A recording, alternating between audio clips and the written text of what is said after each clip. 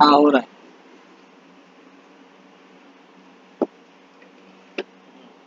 तो स्टार्ट करते हैं। तो अभी तक हमने डेरिवेटिव, डायरेक्शनल डेरिवेटिव के बारे में पढ़ा था, पार्शियल डेरिवेटिव के बारे में पढ़ा था। ठीक है। अब हम जो है डिफरेंशिएबिलिटी के बारे में पढ़ेंगे। ठीक है। तो दोनों चीज़ें अलग अलग हैं। एक डायरेक्शनल डेरिवेटिव या पार्शियल डेरिवेटिव ये अलग है, और differentiability means function is differentiable at particular point पर। तो ये अलग डेफिनेशन है। ठीक है। तो दोनों को आपस में कंबाइन करके कंफ्यूज नहीं होना है। सर इसके ऊपर नेट वगैरह में क्वेश्चन ज़्यादा आते हैं कि फंक्शंस डिफरेंशिएबल है ये नहीं, पर्टिकुलर पॉइंट पे फाइंड आउट करना है। तो कभी कभार मैं भी इस पे कंफ्यूज हो जाता हूँ, मैं भी डायरेक्शनल डेरिवेटिव के अंदर चला जाता हूँ जब ऐसा क्वेश्चन आ जाता है तो। लेकिन नहीं जाना है हमें। हमें जब भी डिफरेंशिएबिलिटी को लेकर क्वेश्चन अगर पूछा एग्जाम में, तो हमें डिफरेंशिएबिलिटी का ही डेफिनेशन यूज़ करना है। मीन्स यही डेफिनेशन यूज़ करके हमें बताना है कि फंक्शन डिफरेंशिएबल है या नहीं। तो आगे प्रॉब्लम्स तो हम नेक्स्ट लेक्चर में देखेंगे। अभी फिलहाल इसका थ्योरी पार्ट पढ़ते हैं। ठीक है। डेफिनेशन और एक दो जो बेसिक थ्योरम्स है, दो तीन बेसिक थ्योरम वो थ्योरम भी करेंगे इजी थ्योरम से। नाउ लेट हम डिफरेंशिएबिलिटी के बारे में अब तक हमें क्या पता है। हमने फर्स्ट ईयर बीएससी में पढ़ा था, 11th या 12th में भी पढ़ा था डिफरेंशिएबिलिटी को लेकर। वहाँ पे फंक्शन कैसा रहता था हमारा, आर टू आर फंक्शन रहता था। आर टू आर फंक्शंस कैसा रहता था जो हमने एफ वाई बीएससी में पढ़ा था। फंक्शंस जो है आपका ओपन इंटरवल ए बी रहता था डोमेन। करेक्ट। ओपन इंटरवल ए बी, और कोडोमेन जो है आपका ये रियल लाइन ही रहता था। ठीक है। Codomain R. तो ये रहता था मेरा फंक्शंस। करेक्ट। तो इसका अगर ग्राफ देखा जाए तो ग्राफ तो ऑब्वियसली टू डायमेंशनल हो जाएगा ना। R cross this open interval A B, तो आर स्क्वायर में ग्राफ जाता था इसका, जो भी फंक्शंस रहते थे मेरे आर स्क्वायर में ग्राफ जाते थे ना। तो इस टाइप के फंक्शंस के डिफरेंशिएबिलिटी के बारे में हमने एफ में ऑलरेडी स्टडी किया है कि फंक्शन आर टू आर वाला फंक्शन है ये, तो ये डिफरेंशिएबल कब होगा। तो इसकी डेफिनेशन हमें पता है, जो हम बार बार अप्लाई भी करते हैं। इसकी डेफिनेशन क्या है, इसकी definition suppose X particular point C है। सी कहाँ होना चाहिए, इस ओपन इंटरवल ए बी के अंदर होना चाहिए। करेक्ट। ओपन इंटरवल ए बी इधर कहीं होगा, ये ए हो गया, ये बी हो गया, है कि नहीं। फंक्शन का डोमेन क्या है, ये वाला है ना, ये रियल एक्सिस है, और ये वाई एक्सिस ये भी एक रियल एक्सिस है हमारा। ठीक है। तो ये जो है मेरा डोमेन हो गया फंक्शन का। तो इसमें एक पर्टिकुलर पॉइंट ले रहा हूँ मैं सी।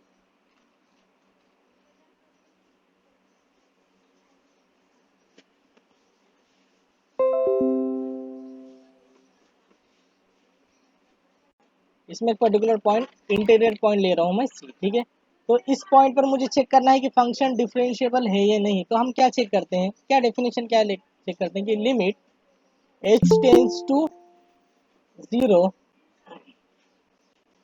Limit h tends to zero F of a plus H, F of a plus H minus F of a divided by h। ये हम चेक करते थे ना फर्स्ट ईयर बीएससी में।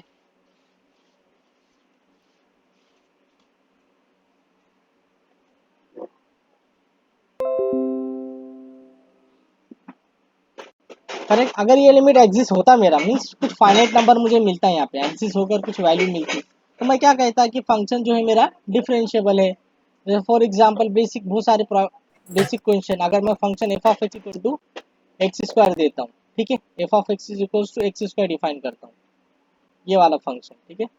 F of x equal to x square, ये example ले लो। तो मुझे चेक करना है कि ये डिफरेंशिएबल है या नहीं। डोमेन यही है, suppose open interval A B to R, कोई भी ओपन इंटरवल ए बी हो सकता है, 0 1 ले लो, 0 2 1 2 1 3, कोई भी ओपन इंटरवल ए बी। ठीक है। तो मुझे चेक करना है कि ये एफ डैश एट सी पे अगर एग्जिस्ट हो गया तो फंक्शन डिफरेंशिएबल होगा एट पॉइंट सी पर। करेक्ट। या एट पॉइंट कोई भी पॉइंट ले लो, सी लो, ए लो, आपके ऊपर। तो चेक करेंगे। सो लिमिट कैसे चेक करते हैं हम, by definition limit h tends to zero F of A plus H, means क्या होगा F of A plus H, यहाँ पे ए प्लस एच का होल स्क्वायर आ जाएगा। करेक्ट ना। ए प्लस एच क्या होगा, F of A plus H, A plus H का होल स्क्वायर, तो ए प्लस एच का whole square minus A square divided by H, divided by H. तो अब इसका क्या आता है आंसर, इसको एक्सपांड करो, A square plus 2h plus H square, तो ए स्क्वायर कैंसिल होगा, बचेगा क्या, 2h बचेगा अपना, 2ah और डिवाइडेड बाय h बचेगा।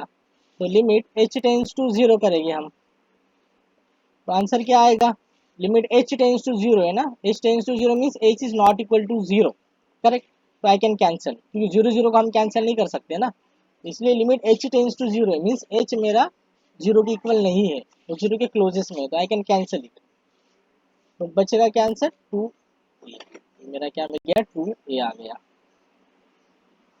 सो इसका मतलब ये मीन्स ये फाइनाइट नंबर है ना, so this means limit is exist, तो हम क्या कहेंगे, फंक्शन इज डिफरेंशिएबल एट सी। ये हमने आर टू आर के केस में फर्स्ट ईयर बीएससी में पढ़ा था, डिफरेंशिएबिलिटी के अंदर, ठीक है, 11th या 12th में भी देखा था इसे।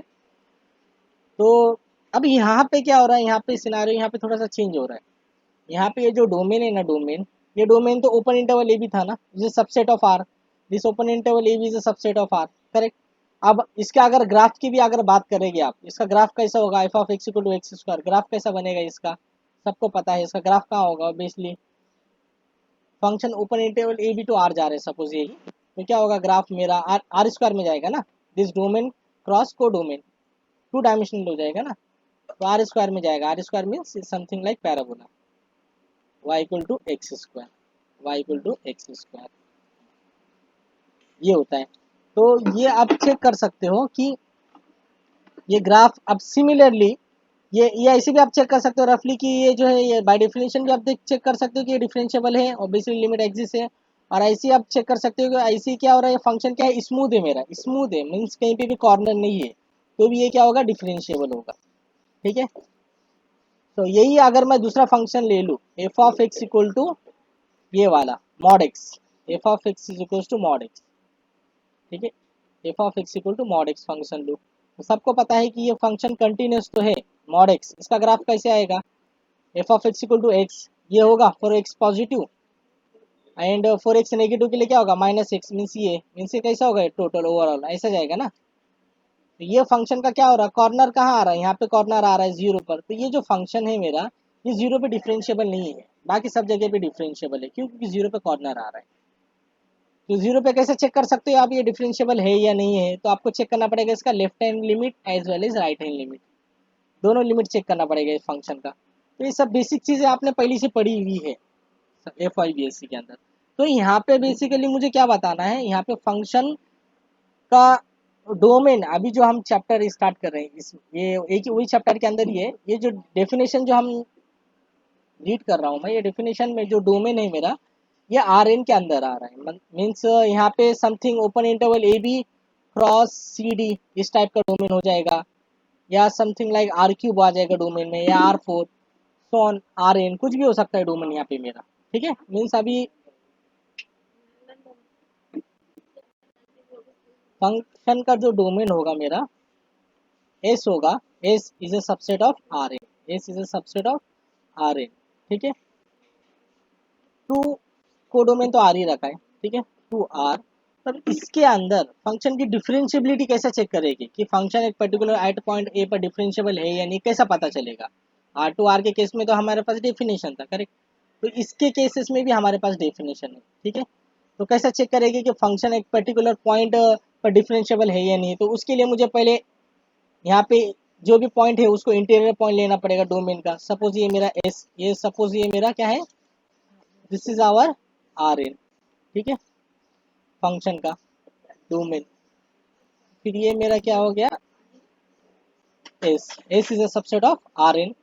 तो इसके अंदर एक पर्टिकुलर पॉइंट ले रहा हूं मैं, A, A B the interior point of this S. तो ए ऑब्वियसली कैसे दिखेगा, something N tuple A one A two so on एन, मीन्स अगर आर स्क्वायर होगा तो A one comma A two, R cube होगा तो A one A two A three and so on, ठीक है। तो ए एक पर्टिकुलर इंटीरियर पॉइंट हो गया इसका, इसका।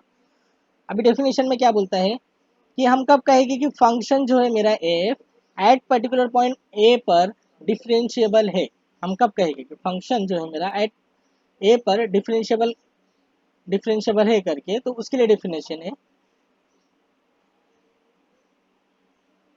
कि let A be the interior point of H and H belongs to Rn with a vector with norm of H is less than R, so that ये वेक्टर भी ball centre rate and radius as R। मतलब definition apply करने के लिए ये सब चीज़ें मुझे चाहिए पहले पहले, ठीक है, ये सब चीज़ें मेरे पास जमा होने चाहिए कि we say that f is differentiable at A if there exists a linear transformation TA defined from Rn to R and scalar field EAH such that f of A plus H equal to f of A plus TH plus norm of H into EH, where EH tends to 0 as norm of H tends to 0। तो इस EH को हम क्या कहते हैं, error function कहते हैं, ठीक है। ये 0 पे कब जाएगा, जब मेरा जो नॉर्म ऑफ H होगा वो 0 पे जाएगा। And this linear transformation TA को हम क्या कहेंगे, टोटल डेरिवेटिव। तो अगर ऐसा कुछ होता है तो मैं क्या कहूँगा कि फंक्शन मेरा क्या है, डिफरेंशिएबल है। तो देखते हैं इसको ग्राफिकली, थोड़ा सोचने का कोशिश करते हैं कि ग्राफिकली कैसा हो सकता है करके। तो क्या क्या चीज़ें लग रही है मुझे, A belongs to this with A belongs to H with interior point of S, वो मैंने बना दिया। उसके बाद क्या था, H belongs to R N with norm of H is less than R and A plus H belongs to ball centre rate and radius is R. मतलब मुझे ये लगने वाला है, इसको बनाता हूँ।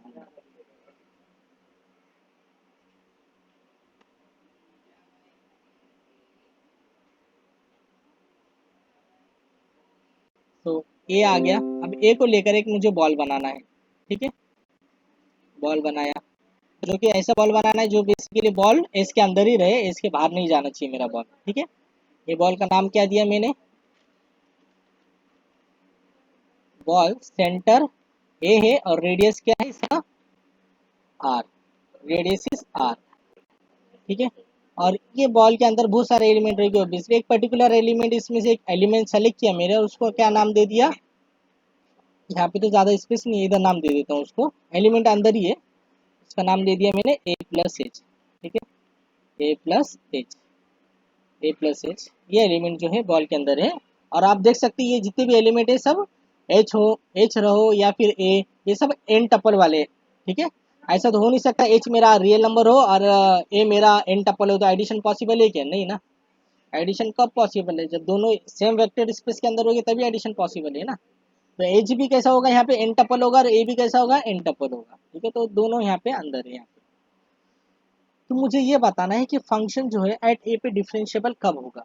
तो उसके लिए पहले एक बॉल बनाना पड़ेगा ए को लेकर, एट ए पर डिफरेंशिएबल कब होगा। तो ए पहले बात तो कहाँ होना चाहिए, इंटीरियर पॉइंट होना चाहिए एस का। इंटीरियर पॉइंट ये बताता है कि अगर इसको लेकर मैं नेबरहुड बनाऊँ, मीन्स बॉल बनाऊँ, तो वो एस के अंदर ही होगा, ठीक है। फिर डिफरेंशिएबिलिटी के लिए क्या कंडीशन दिया है कि there exist a linear transformation T A, there exist a linear transformation T A defined from R N to R. There is a linear transformation TA defined from Rn to R such that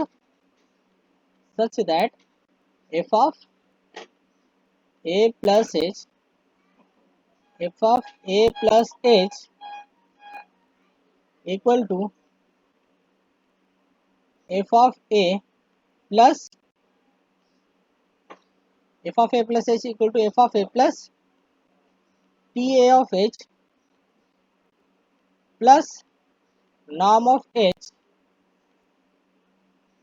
ये norm of h है, norm of h into EH, ठीक है। Means मुझे अगर ऐसा कुछ expression मिल रहा है, ठीक है, ऐसा कुछ एक्सप्रेशन मिल रहा है तो मैं क्या कहूँगा, वेर साथ में ये भी होना चाहिए, ये भी कंडीशन इंपॉर्टेंट है, ये ई एच है, ठीक है, E A H, where this E H tends to zero as norm of H tends to zero, where E H tends to zero, this error function जो है मेरा टेंस टू जीरो होगा as norm of H tends to zero होगा। तो ऐसा कुछ expression मुझे मिलता है तो मैं क्या कहूँगा कि फंक्शन जो है मेरा क्या है, डिफरेंशिएबल है एट पॉइंट ए पर, ठीक है। तो अब इसका ग्राफ भी आप देख सकते हो, ग्राफ बेसिकली कैसा होगा, अगर सपोज मेरा डोमेन आर स्क्वायर है, डोमेन मेरा आर स्क्वायर है, अगर आर है domain N equal to one के लिए अगर मैं बात करूँ तो हम आर टू आर के केसेस में आ जाते हैं, करेक्ट। अगर आर है डोमेन एन इक्वल टू अगर मैं वन ले लूँ, हम वन ले लूँ तो हम सीधा F Y B S C में छलांग मारते हैं। वहाँ पे F Y B S C में क्या हो जाता है, एच भी रियल नंबर होता है, ए भी रियल नंबर होता है। ए और एच कैसे, डोमेन क्या लिमिट है ना, अगर मैं आर कर दूँ तो एस क्या होगा, ओपन इंटरवल ए बी टाइप दिखेगा ना। तो ये सब रियल नंबर हो जाएंगे मेरे, ये भी रियल नंबर, ये भी रियल नंबर, तो वहाँ पे लीनियर ट्रांसफॉर्मेशन की जरूरत ही नहीं पड़ेगी, जस्ट नॉर्म ऑफ एच लिख दो आप, बस काम खत्म। समझ में आ रहा है। अगर आर टू आर के अंदर आ जाओगे तो वहाँ पे ये सब की आपको जरूरत ही नहीं पड़ती, आप सीधा आपको नॉर्म ऑफ एच लगेगा बस, means norm of H is same as H because as a real number है ना। तो बट अगर हम R N equal to one के बजाय टू लेते हैं, टू लेते हैं या फिर थ्री लेते हैं, फोर लेते हैं, तो इसका ग्राफ कैसा होगा? तो एन टू थ्री फोर के लिए हम ये जनरल डेफिनेशन है, सबके लिए वैलिड है ये, N equal to two three four five so on. तो इसका ग्राफ कैसा होगा? बेसिकली इसका ग्राफ कैसा होगा बताइए। ये एन इक्वल टू टू ले लिया मैंने, ठीक है, और डोमेन क्या है मेरा? आर टू टाइप मैंने डोमेन रखा, मीन्स आर टू का सबसेट है डोमेन, और कोडोमेन मैंने आर रखा हूँ, तो इसका जो ग्राफ होगा ये मेरा आर क्यूब में जाएगा ना, करेक्ट। ग्राफ कैसा लिख देखते हैं हम कभी भी, ये this cross this R square लेने का, ग्राफ कैसा बनाने का? आर क्रॉस आर स्क्वायर लेने का, डोमेन का क्रॉस को डोमेन के साथ करने का, ठीक है। तो कितना आएगा? आर क्यूब आएगा ना, तो आर क्यूब में ग्राफ जाएगा आपका, मीन्स ये समथिंग सरफेस टाइप होगा, मीन्स ये आपके रियल लाइफ एप्लीकेशन से है, जो आप जो रियल लाइफ में आर क्यूब में आ रहा है ना, आर क्यूब में आ रहा है मतलब हम ये रियल लाइफ में आ रहा है। तो रियल लाइफ में कैसा होगा कि जैसे आप कोई भी एक्सपेरिमेंट परफॉर्म करोगे, चाहे फिजिक्स से रिलेटेड हो या केमिस्ट्री से, आप जिन बच्चों का फिजिक्स होगा S Y B S C में, उनको पता होगा थोड़ा बहुत कि आप एक्सपेरिमेंट परफॉर्म करते थे, तो आपको लास्ट में क्या लिखना पड़ता था? एक्सपेरिमेंट परफॉर्म करने के बाद कुछ एरर फंक्शंस का वैल्यू, एरर फंक्शंस कैलकुलेट करना पड़ता था ना, कितना एरर आ रहा है आपका वो कैलकुलेट करो करके, समथिंग 0.00 में एरर निकलते थे, समझ में आ रहा है एरर फंक्शंस। तो ये इसका एक्चुअली कनेक्शन उसी से, जो हम एक्सपेरिमेंट परफॉर्म वगैरह करते हैं रियल लाइफ प्रॉब्लम्स को लेकर, तो जो एक्सपेरिमेंट हम परफॉर्म कर रहे हैं उसमें क्या चेंजेस आ रहे हैं, ये क्या है? ये f of A plus H, इसको इधर लेकर आ जाओ, minus F of A, F of A plus something आपका यहाँ कहीं ना कहीं होगा ना, और F of A plus H इधर होगा, एफ ऑफ ए इधर होगा, तो दोनों में जो जो डिफरेंस है, जो भी चेंजेस आ रहे हैं, चेंजेस मतलब ये सरफेस क्या बताएगा आपको? जो भी आपका एक्सपेरिमेंट है उसको आप ग्राफिकली बनाते हो, जैसा एक्सपेरिमेंट को ग्राफिकली बनाओगे तो जो चेंजेस आएंगे, चेंजेस बेसिकली वो डिफरेंशियबिलिटी बताती है ना, डिफरेंशियबिलिटी वो चेंजेस ही बताती है कि एक पर्टिकुलर पॉइंट पर कितना चेंजेस आ रहा है फंक्शन में, जैसे इलेक्ट्रिसिटी में कितना चेंजेस आ रहा है, या जो भी एम्पलीट्यूड है उसके अंदर कितना चेंज आ रहा है सिंप्लीफायर का, या फिर लास्ट में हम क्या कैलकुलेट करते हैं चेंजेस आने के बाद, कि एरर फंक्शंस हमने कितना लिखा, मीन्स उसमें एरर कितना आ रहा है, जितना कम एरर आएगा उतना आपका जो एक्सपेरिमेंट उतना बेटर होगा, जितना ज़्यादा एरर आएगा उतना एक्सपेरिमेंट की वैल्यूज जो है प्रॉपर नहीं होती जो हमें चाहिए होता है। तो यही इसका बेसिकली, इसका जो मेन फंडामेंटल आइडिया क्या है ये इस डेफिनेशन का, कि इसको हम रियल लाइफ में कैसे यूज़ करते हैं इस डेफिनेशन को, ठीक है। तो खैर अभी हमारे टॉपिक पे आ जाते हैं।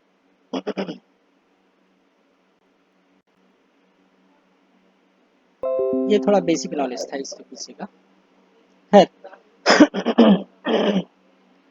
आई होप समझ में आ गया होगा। तो Yes, sir. हाँ, select function f defined from S to R get scalar field, scalar field means इसका डोमेन क्या है? Something S is a subset of R N, domain तो एस है जो कि किसका सबसेट है? आर एन का।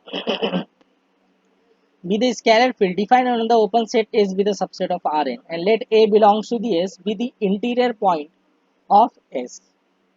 इंटीरियर पॉइंट है तभी तो बॉल ये जो होगा मेरा इसके अंदर होगा, अगर इंटीरियर पॉइंट नहीं होता तो बॉल सीधा इसके बाहर चला जाता ना, इसलिए इंटीरियर पॉइंट रखा है यहाँ पे इसमें। now now let H belongs to the S with a vector with norm of H is less than R, so that this vector belongs to that open ball जो मैंने नोटपैड में बताया था। अब आते हैं डेफिनेशन।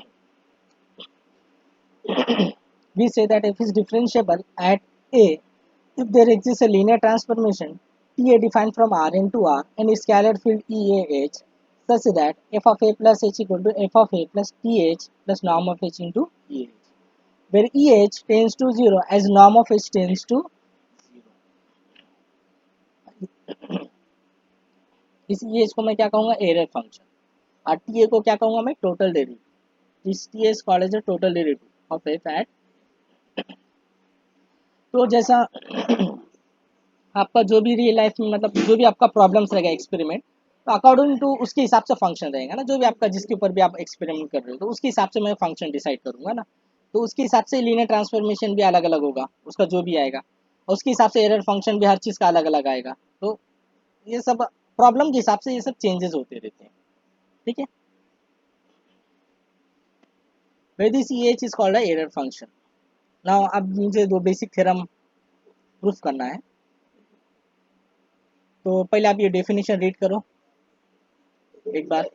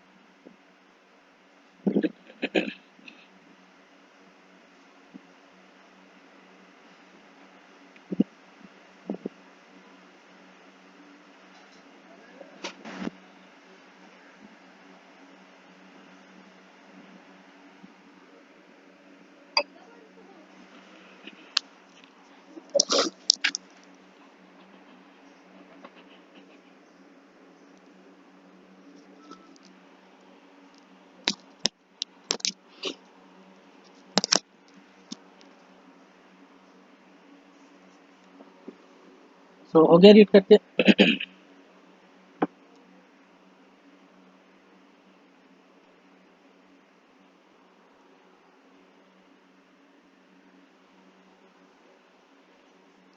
सो अभी हम आते हैं, so that if f is differentiable at a, result है, if f is differentiable at a then the total derivative of f at a is unique. Means क्या गिवन है आपका, फंक्शन डिफरेंशियबल एट ए पे given है, given है means आपको ये पूरी डेफिनेशन गिवन हो गया कि डिफरेंशियबल एट ए का डेफिनेशन है ना, तो यहाँ से लेकर यहाँ तक एज इट इज कॉपी मारना है, ठीक है, मीन्स ऐसा कुछ हमें मिलेगा डिफरेंशियबल एट ए पर है ना। तो बताना क्या है इसमें, ये जो टी ए एच होता है इसी को हम टोटल डेरिवेटिव कहते हैं ना, जैसे linear transform T A when it exist called the total derivative of F at A, correct. तो ये जो टी ए मीन्स जो टी एच है ये मैप, तो ये क्या होता है, यूनिक होता है, मुझे ये बताना है, ठीक है। मतलब जैसे जैसे फंक्शन में चेंज करते जाऊंगा वैसे वैसे मेरा ये क्या होते जाएगा, चेंज होते जाएगा, ठीक है। तो हर फंक्शन के लिए ये यूनिक होगा, ऐसे नहीं कि एक फंक्शन के लिए दो दो लीनियर ट्रांसफॉर्मेशन मिलेगी, हर फंक्शन जो जो आपका जो जो फंक्शन होगा सब, हर फंक्शन के लिए ये क्या होगा, उसके लिए जो भी फंक्शन आपका होगा उसके हिसाब से ये क्या मिलेगा आपको, यूनिक मिलने वाला है, ठीक है। तो मुझे ये बताना है कि दिस लीनियर ट्रांसफॉर्मेशन टी ये क्या होता है, यूनिक होता है। मतलब जैसा कोई भी आप एक्सपेरिमेंट परफॉर्म कर रहे हो तो जो भी है, तो उसका जो आपको लीनियर ट्रांसफॉर्मेशन मिलेगा उसका एक ही वैल्यू आएगा, तो अलग अलग वैल्यू नहीं आएगा, सिंपल सी मीनिंग है ये मुझे बताना है इसमें। तो function differentiable at A given है, तो मीन्स ये डेफिनेशन गिवन है, जैसे इसको कॉपी मारना है, तो मुझे बताना क्या है कि जो टी ए होता है वो यूनिक होता है। तो हम कैसा पता है कि मैथमेटिक्स में हम इसको कैसा प्रूफ करेंगे कि सपोज वो दो है करके, हमें दो मिल रहे हैं, मतलब एक लीनियर क्या दो मिल रहे हैं, ये जो टोटल डेरिवेटिव है ये दो मिल रहे हैं हमें, कि एक टी ए मिल रहा है और एक एक का नाम दे दिए टी ए स्टार मिल रहा है करके, ठीक है, एक टी ए मिल रहा है एक टी ए स्टार मिल रहा है करके, ठीक है। तो जैसे ये दो मिल रहे हैं तो उनके अकॉर्डिंग टू उनके एरर फंक्शंस भी अलग अलग आएंगे, एक का ई वन नाम आएगा, एक का ई वन नाम दे देंगे, दूसरे का ई टू नाम दे देंगे। तो स्टार्ट करते हैं। Suppose F is differentiable eight a point A, if possible suppose f has two total derivatives ta and ta star, okay. और बाद में क्या बताना है कि टी और टी स्टार सेम है, मीन्स यूनिक है करके बाद में ये प्रूफ करेगा। तो if possible suppose F has two total derivatives T A and T A star, then क्या होगा, F of A plus H equal to, जो आपका डिफरेंशियबल गिवन है ना तो डिफरेंशियबिलिटी डेफिनेशन लगा दो, F of A plus H equal to F of A plus T H plus norm of H into E one H, E one A comma H इसको read करो या E one A H read करो आपके ऊपर है। So E one A comma H, this tends to zero, this error function tends to zero as norm of H tends to zero, इसको equation one नाम दिया मैंने, ठीक है। ये किसके लिए है, ये दिस, ये वाला टोटल डेरिवेटिव टी ए के लिए, अभी टी ए स्टार का बाकी है ना, तो सेम डेफिनेशन आगे लगाएंगे वापस कि F is differentiable at A पे गिवन है, तो क्या होगा, F of A plus H equal to F of A plus T A star H plus norm of H into E two of A comma H, where e2 of a comma h tends to 0 as norm of h tends to 0. ये कहाँ से मिल रहा है this tends to 0 as norm of h tends to 0? क्योंकि ये function differentiable at A पे given है ना, तो डिफरेंशिएबिलिटी का डेफिनेशन क्या होता है कि ये ऐसा कुछ रिलेशन मिलेगा, फिर उसके बाद where this tends to zero as norm of S tends to zero ये भी मिलता है साथ में। ये सब पॉसिबल क्यों हो रहा है? डिफरेंशिएबिलिटी की वजह से ये सब मिलना पॉसिबल है। ठीक है, अगर डिफरेंशिएबल गिवन नहीं होता तो ये सब हमें मिल ही नहीं पाता ना। This tends to zero as norm of tends to zero, norm of S tends to zero, सब कब पॉसिबल हो रहा है? जब मेरा फंक्शन इज डिफरेंशिएबल है करके वो डेफिनेशन में कॉपी कर रहा हूँ बस। अब इसके बाद तो सिंपल कैलकुलेशन वर्क है। आप देख सकते हो कि लेफ्ट हैंड साइड दोनों का क्या है, सेम सेम है, तो राइट हैंड साइड भी क्या हो जाएगा, सेम होगा। तो राइट हैंड साइड दोनों मैंने एक साथ लिख दिया। ठीक है, from equation 1 and 2 left hand side दोनों का सेम है ना, F of A plus H यहाँ पे भी, f of A plus H यहाँ पे भी है, तो मीन्स राइट हैंड साइड भी दोनों का क्या होगा, सेम होगा। तो ये राइट हैंड साइड दोनों का यहाँ पे लिख दिया मैंने। तो F of A plus T H plus norm of H into E one H यहाँ पे आ गया, फिर यहाँ पे ये वाला आ गया, F of A plus T A star H plus norm of H into E two of A comma. फिर एफ ऑफ ए क्या होगा, कैंसिल हो जाएगा, सेम क्वांटिटी है। तो अब ये इसको इस साइड में लेकर आ जाएगा, अरेंजमेंट है अभी mechanical. So T H minus T H star H, यहाँ से अभी इसको इधर पे लेकर आ गए। ठीक है, फिर नॉर्म ऑफ एच कॉमन ले लिए। ठीक है, इसको इधर लेकर आना है, इसको इधर लेकर आना है, बस नॉर्म ऑफ एच कॉमन ले लिए, तो क्या बचेगा, E two of A comma H minus E one of A comma H. उसके बाद नॉर्म ऑफ एच दोनों साइड में डिवाइड करेंगे, so T H minus T H star of H divided by norm of H. तो क्या बचेगा, E two of A comma H minus A one of A comma H, मतलब दोनों error functions के difference बचेंगे। Correct, तो मतलब ये जो क्वांटिटी है, मीन्स जो टोटल डेरिवेटिव्स की जो वैल्यू आ रही है divided by norm of H, ये किसके सेम आ रही है, दोनों एरर फंक्शंस के डिफरेंस के बराबर आ रही है। बराबर।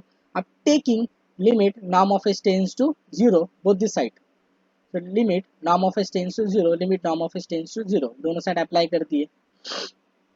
ये क्यों अप्लाई करें, क्योंकि मुझे पता है कि ये जीरो कब जाएगा, ये जीरो पे कब जाएगा, और ये भी जीरो पे कब जाएगा। देखो E one of A comma zero पे कब जाता है, जब norm of H tends to zero का तभी जाएगा ना। और E two of A comma H भी जीरो पे कब जाता है, जब norm of H tends to zero का तभी जाएगा ना।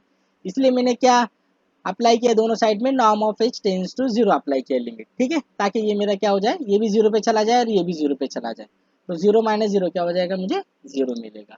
ठीक है, ये जीरो मिल गया, तो हम क्या कहेंगे कि ये भी क्या हो गया मेरा, this is same as zero. तो limit norm of H tends to zero, T H minus T H star H divided by norm of H is same as zero. अब मुझे ये बताओ कि नीचे वाला जो क्वांटिटी है नॉर्म ऑफ एच, ये जीरो पॉसिबल है क्या, नहीं, because norm of H tends to zero जा रहा है ना, means it is not equal to zero, it is not equal to zero, नीचे वाला तो जीरो नहीं हो सकता। Correct, denominator.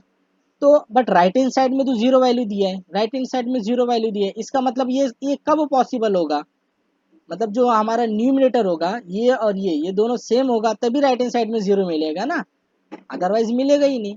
This implies T H same as T star H. समझ में आया? जैसा 5 - 5 तभी तो जीरो आएगा ना, अगर 6 - 5 लिखूंगा तो जीरो आ पाएगा क्या कभी, नहीं ना। तो 5 - 5 या 6 - 6 या 7 - 7, मतलब ये दोनों सेम होगा तभी यहाँ पे मुझे जीरो मिलेगा ना। करेक्ट ना। So this implies T H same as T H star H. ठीक है, it is true for all H belongs to R N. तो अब आप देख सकते हो कि टी ए और टी एच स्टार एच दोनों फंक्शंस कैसे आ रहे हैं, सेम आ रहे हैं, इसलिए इसका मतलब क्या हो गया, द लीनियर ट्रांसफॉर्मेशन टी ए क्या होगा, यूनिक। समझ में आया? एक बार रीड करो इसे।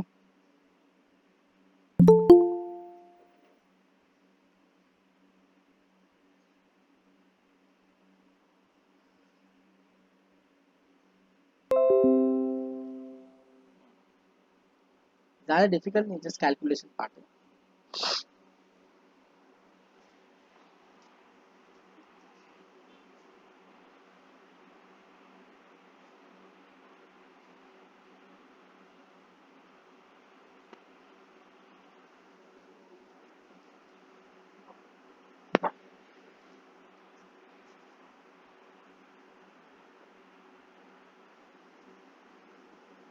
रीड करो, रीड करो, और जो डाउट आ रहा है पूछो मुझसे।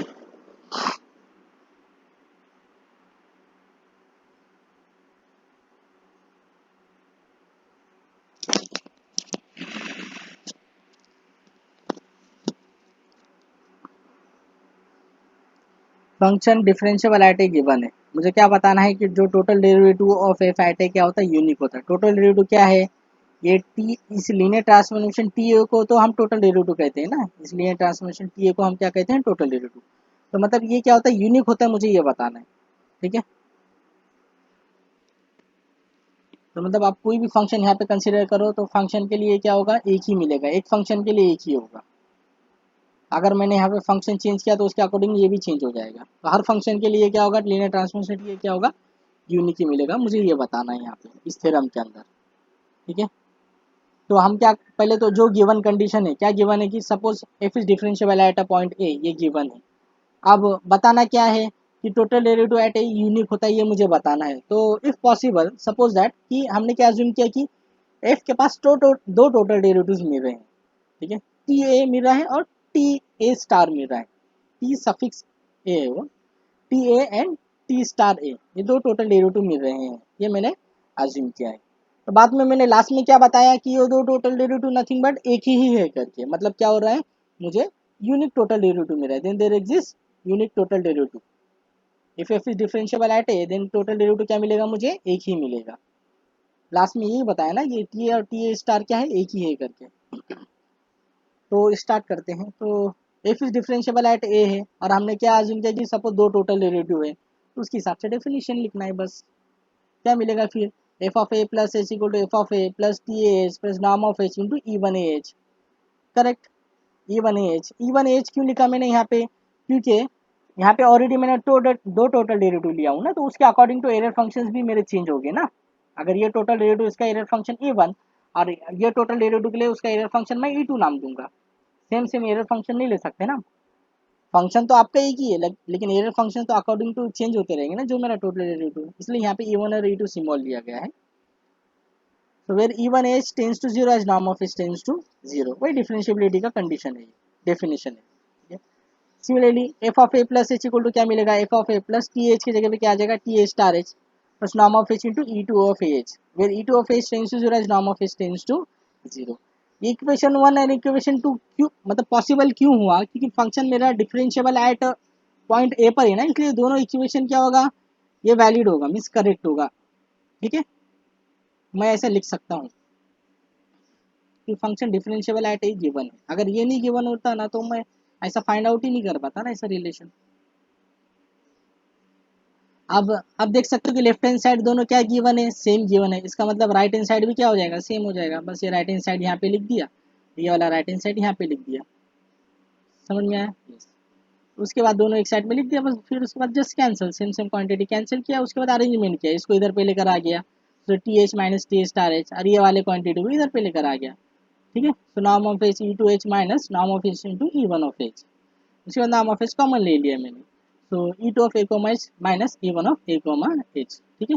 फिर अब इसके बाद दोनों साइड से नाम ऑफ एच से मैंने डिवाइड किया दोनों साइड में, ठीक है। तो डिवाइड करने के बाद नाम ऑफ एच डिवाइड किए, फिर उसके बाद टेकिंग लिमिट नाम of H tends to zero लिया है, यहाँ पे भी आप टेकिंग लिमिट नाम of H tends to zero लिया है। तो ये टेकिंग लिमिट नाम of H tends to zero क्यों लिया, उसके पीछे भी रीजन है, क्यों, क्योंकि ये एरर फंक्शन जीरो पे जाता है, कब जीरो पे जाता है, दोनों ए वन ए टू दोनों जीरो पे कब जाएंगे, जब मेरा नाम of H tends to zero पे जाएगा तभी पॉसिबल है ना।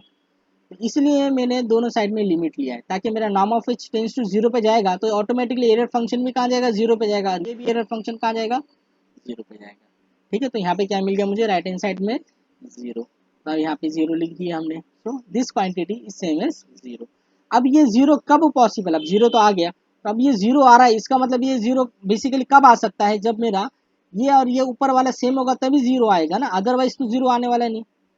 नीचे वाला तो नॉन जीरो क्वांटिटी है ना, नीचे क्या है, नाम ऑफ एच, नाम of H tends to zero है, मींस नाम of H is not equal to zero ना, समथिंग 0.00 समथिंग कुछ होगा ना। तो नीचे वाला तो नॉन जीरो क्वांटिटी है, तो मतलब ऊपर वाला क्वांटिटी सेम होगा तभी जीरो मिलेगा ना, अदरवाइज तो जीरो मिलने वाला नहीं है। अब यहाँ पे जीरो मिल गया है, इसका मतलब ऊपर का क्वांटिटी क्या है, मेरा सेम है, means T h is same as T A star h for all H belongs to R n, this implies the linear transformation this T a is unique। आप समझा, दो बार एक्सप्लेन किया, आई होप अभी clear हो गया होगा।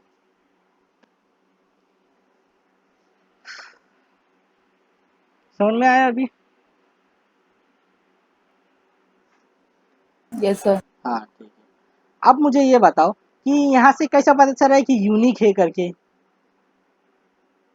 ये uniqueness, ये मतलब कोई भी दो फंक्शंस को मैं सेम कब कहूँगा बताइए मुझे? दो फंक्शंस सेम कब होते हैं? कोई भी दो फंक्शंस, कोई भी दो फंक्शन सेम कब हो? एफ और जी दो फंक्शन है सपोज, ठीक है, एफ और ए जी दो फंक्शन है, तो ये दोनों फंक्शन सेम कब होंगे? मुझे ये बताना है कि this function F is same as G, ये दोनों फंक्शन सेम कब होंगे? सेम कब होंगे मुझे ये बताइए। पढ़ा होगा आपने फर्स्ट ईयर बीएससी में, सेकंड ईयर बीएससी में, दोनों फंक्शन सेम कब होंगे? क्या बताना पड़ेगा दोनों फंक्शन सेम होने के लिए मुझे? क्या कंडीशंस होती है? क्या है? दो conditions. Domain and codomain equal. Yes, ये तो एक कंडीशन बताई आपने कि दोनों का डोमेन सेम होना चाहिए, करेक्ट। तो दोनों का डोमेन सेम होना चाहिए, एक कंडीशन हो गया। और दूसरी कंडीशन क्या है? कोडोमेन से कुछ इतना खास लेना देना नहीं है, यहाँ पे डोमेन का मेन इंपॉर्टेंट है कि दोनों का डोमेन सेम होना चाहिए। और क्या सेम होना चाहिए? और क्या सेम होना चाहिए दोनों का? सर उनमें एलिमेंट सेम होने चाहिए। उनकी इमेजेस सेम होना चाहिए। F of x is same as g of x, उनकी करस्पॉन्डिंग इमेजेस सेम होना चाहिए for all x belongs to, जो भी डोमेन है मेरा। समझ में आया?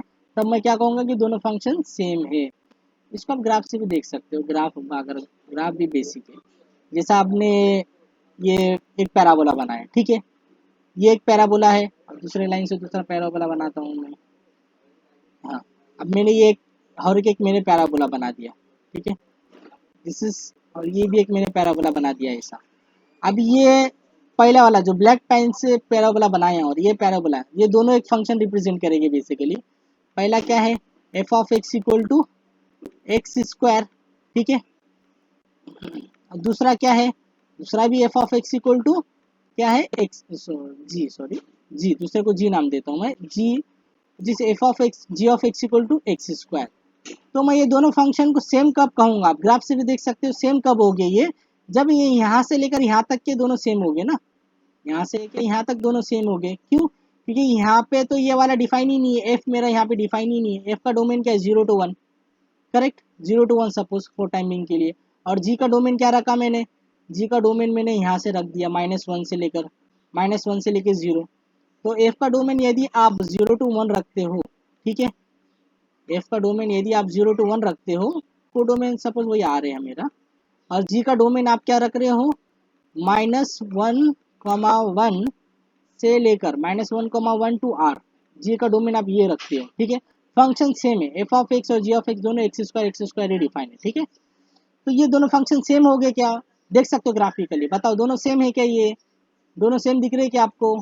ये तो इतना ही है, पहला कोऑर्डिनेट का है, एफ मेरा पहले कोऑर्डिनेट में जा रहा है 0 से 1, जबकि जी मेरा कहाँ जा रहा है? पहले और दूसरे कोऑर्डिनेट में जा रहा है, यहाँ से लेकर यहाँ तक। तो दोनों सेम है क्या मुझे बताइए? दोनों सेम आ रहे हैं क्या? ओवरऑल दोनों सेम है क्या? नहीं है ना। दोनों सेम कहाँ पे है मुझे बताइए? दोनों सेम किधर है? 0 से 1 के बीच में ही दोनों सेम है ना। समझ में आ रहा है मैं क्या कह रहा हूँ? 0 से 1 के बीच में ही दोनों सेम है। तो फंक्शन के सेम होने के लिए क्या जरूरी है? दोनों के डोमेन सेम होना चाहिए, और दोनों की जो करस्पॉन्डिंग इमेजेस है, इमेजेस मीन्स ये इमेजेस भी क्या होना चाहिए? सेम होना चाहिए। तभी फंक्शंस क्या हो गए मेरे? दोनों सेम हो गए, ठीक है। तो इसमें किसी को कुछ डाउट है? मतलब डोमेन अगर अलग अलग रहा ना तो फंक्शंस मेरे सेम नहीं होंगे। फंक्शन को सेम बताना है ना तो इसका जी का डोमेन भी क्या करना पड़ेगा मुझे? 0 से 1, तब मैं कह सकता हूँ कि मेरा जो फंक्शन एफ और जी दोनों क्या है? एक ही है, मतलब दोनों एक ही फंक्शन है, अलग अलग नहीं है। समझ में आया? I hope. Yes sir. हाँ ठीक है। तो वही यहाँ पे चीज़ ये कि मुझे टी ए और टी ए स्टार, ये दोनों फंक्शन थे ना, टी ए और टी ए स्टार, तो सपोज ये एफ है या सपोज ये जी है, तो दोनों सेम कब हो गए? जब दोनों के डोमेन सेम होंगे। तो दोनों के डोमेन तो सेम ही है। डोमेन क्या है दोनों के? देख सकते हो डेफिनेशन में डोमेन क्या दिया है, चेक करते हैं डेफिनेशन का डोमेन क्या है? R n a. तो टी ए का डोमेन भी आर एन है, टी ए स्टार का डोमेन भी आर एन है, मतलब दोनों के डोमेन सेम हो गए। सेकेंड कंडीशन क्या होनी चाहिए? दोनों की करस्पॉन्डिंग इमेजेस भी सेम होना चाहिए। करस्पॉन्डिंग इमेजेस सेम आई क्या लास्ट में? यस आ गई। T H same S T star H, मतलब क्या? दोनों की इमेजेस भी क्या है? सेम है। For all H belongs to, जो भी उनका डोमेन है आर है, उनकी इमेजेस भी सेम है। इसका मतलब ये टी ए और टी ए स्टार, ये दोनों मैप क्या हो जाएंगे, सेम होंगे। अब समझ में आ गया, बस यही था इसमें। तो आई होप अभी क्लियर हो गया होगा पक्का। अभी नेक्स्ट थ्योरम की तरफ बढ़ते हैं। ये भी बहुत बेसिक थ्योरम है। Let S be the open subset of R n and let A belongs to the S and function f defined from S to R be the differentiable at A। Same function differentiable at A पे given है। और S कैसा है मेरा, देखो हमेशा domain function का open ही रहता है, ठीक है। If S is open subset of R N, ठीक है, open subset of R N है। और ए बिलोंग्स टू दिस, ये भी हमेशा इंटीरियर पॉइंट ही आपको मिलेगा, यहाँ पे लिखा हुआ है नहीं थ्योरम में, बट इंटीरियर पॉइंट ही रहता है, ठीक है।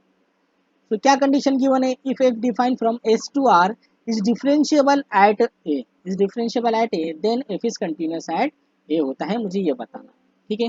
तो ये आर टू आर के अंदर भी आपने पहले पढ़ा था फर्स्ट ईयर बीएससी में या 11th या 12th में, कि फंक्शन अगर डिफरेंशियबल हुआ तो उसको कंटिन्यूस तो होना ही होना है कि नहीं। तो वो चीज़ यहाँ पे भी बतानी है, समझ में आया। वही चीज़ यहाँ पे भी सेम सेम प्रूफ का लॉजिक भी एक्चुअली सेम ही है, जो स्टेप्स लिए जाते थे, जैसा फर्स्ट ईयर बीएससी में हमने फर्स्ट सेमेस्टर में किया था, वैसे स्टेप्स भी वैसी है कुछ कुछ, ठीक है।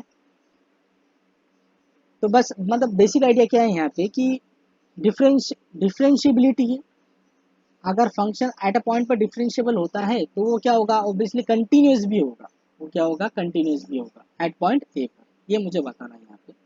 बट एक चीज़ हमेशा याद रखना, ध्यान में रखना कि इसको लेकर डायरेक्शनल डेरिवेटिव, ये प्रॉपर्टी डायरेक्शनल डेरिवेटिव में अप्लाई मत करना। डायरेक्शनल डेरिवेटिव के अंदर जो हमने पार्शियल डेरिवेटिव की बात की थी या डायरेक्शनल डेरिवेटिव की बात की थी अलॉन्ग यूनिट वेक्टर के अलॉन्ग, हम जो डायरेक्शनल डेरिवेटिव फाइंड आउट करते थे, वहाँ पे ये प्रॉपर्टी अप्लाई करने की कोशिश मत करना कि फंक्शन का डायरेक्शन डेरिवेटिव एग्जिस्ट हो रहा है एट पॉइंट ए पर तो फंक्शन कंटिन्यूस होगा करके। नहीं, हमने बहुत सारे एग्जांपल्स किए हैं, आप एग्जांपल्स वेरीफाई कर सकते हो, चेक कर सकते हो कि वहाँ पे डायरेक्शनल डेरिवेटिव का कंटिन्यूटी से कुछ कनेक्शन ही नहीं है। कंटिन्यूटी अपनी जगह है, डायरेक्शन डेरिवेटिव अपनी जगह, दोनों का आपस में कुछ ही कनेक्शन नहीं है, ना ये उससे लिंक करता है ना वो इससे लिंक करता है। मैंने बीच में एक आध बार कहा भी था वो कि डायरेक्शन डेरिवेटिव और कंटिन्यूटी का आपस में कुछ लेना देना नहीं है। हो सकता है फंक्शन मेरा कंटिन्यूस हो बट डायरेक्शन डेरिवेटिव एग्जिस्ट हो ना हो सकता है डायरेक्शन डेरिवेटिव एग्जिस्ट हो ना हो बट फंक्शन हो सकता है कंटिन्यूस हो ना हो, मतलब दोनों का कुछ लेने देने नहीं है डायरेक्शन डेरिवेटिव का कंटिन्यूटी से, लेकिन डिफरेंशियबिलिटी का कंटिन्यूटी से लेना देना है, ठीक है। तो क्या लेना देना है कि function f defined from S to R is differentiable है एट अ पॉइंट ए पर, देन फंक्शन क्या हो जाएगा मेरा, कंटिन्यूस होगा एट पॉइंट ए पर, ठीक है, ये मुझे बताना है। तो एस डोमेन क्या है मेरा, सम आर एन है, तो ए कैसे दिखेगा आपका, समथिंग एन टपल वेक्टर होगा ना, a one a two so on n type दिखेगा। तो प्रूफ करते हैं, प्रूफ एकदम बेसिक है, चलो प्रूफ करते हैं। डिफरेंशियबिलिटी गिवन है, कंटिन्यूटी बतानी है। सो देखो कंटिन्यूटी बताने के लिए कि आपको ये पता होगा कि जैसा कंटिन्यूटी बताने के लिए क्या करते हैं हम, एकदम बेसिक डेफिनेशन क्या है, एकदम बेसिक। इफ लिमिट, जैसा आर टू आर की अगर मैं बात करूँ, फॉर एग्जांपल अगर मैं आर टू आर की भी बात करूँ, ठीक है, फंक्शन अगर आर टू आर डिफाइंड है, ठीक है, अगर मैं कहूँ कि limit x tends to c, तो limit x tends to C F of x, this limit exist, अगर ये लिमिट कुछ फाइनाइट वैल्यू आ रहा है तो मैं क्या कहूँगा कि ये limit x tends to C F of x क्या है मेरा, एग्जिस्ट है। और कुछ वैल्यू होगा, क्या होगा, एल, उसका नाम दे दिया एल, ठीक है, एल। तो ये इतनी कंडीशन जरूरी है क्या मेरा कंटिन्यूटी प्रूफ करने के लिए कि फंक्शन एट पॉइंट सी पर कंटिन्यूस है। आर टू आर की बात कर रहा हूँ मैं, एकदम सिंपल एग्जांपल देके बता रहा हूँ मैं। इतने क्या इतने से मेरा काम हो जाएगा कि ये मुझे बता देगा कि फंक्शन मेरा एट सी पर कंटिन्यूस है, कि अगर लिमिट मतलब सी के नेबरहुड में अगर लिमिट फंक्शन की एग्जिस्ट हो गई, कुछ फाइनाइट वैल्यू मिल गई, तो इतनी कंडीशन से मेरा काम हो जाता है कि मेरा फंक्शन कंटिन्यूस है एट सी पर। बताइए, इतना ज़रूरी है, इतना हो जाएगा क्या और भी कुछ कंडीशन मुझे लगेगी, कंटिन्यूटी एट सी पर पॉइंट, मतलब एट सी पर मुझे फंक्शन को कंटिन्यूस बताना है, तो इसके साथ और मुझे क्या चाहिए, और मुझे क्या बताना पड़ेगा,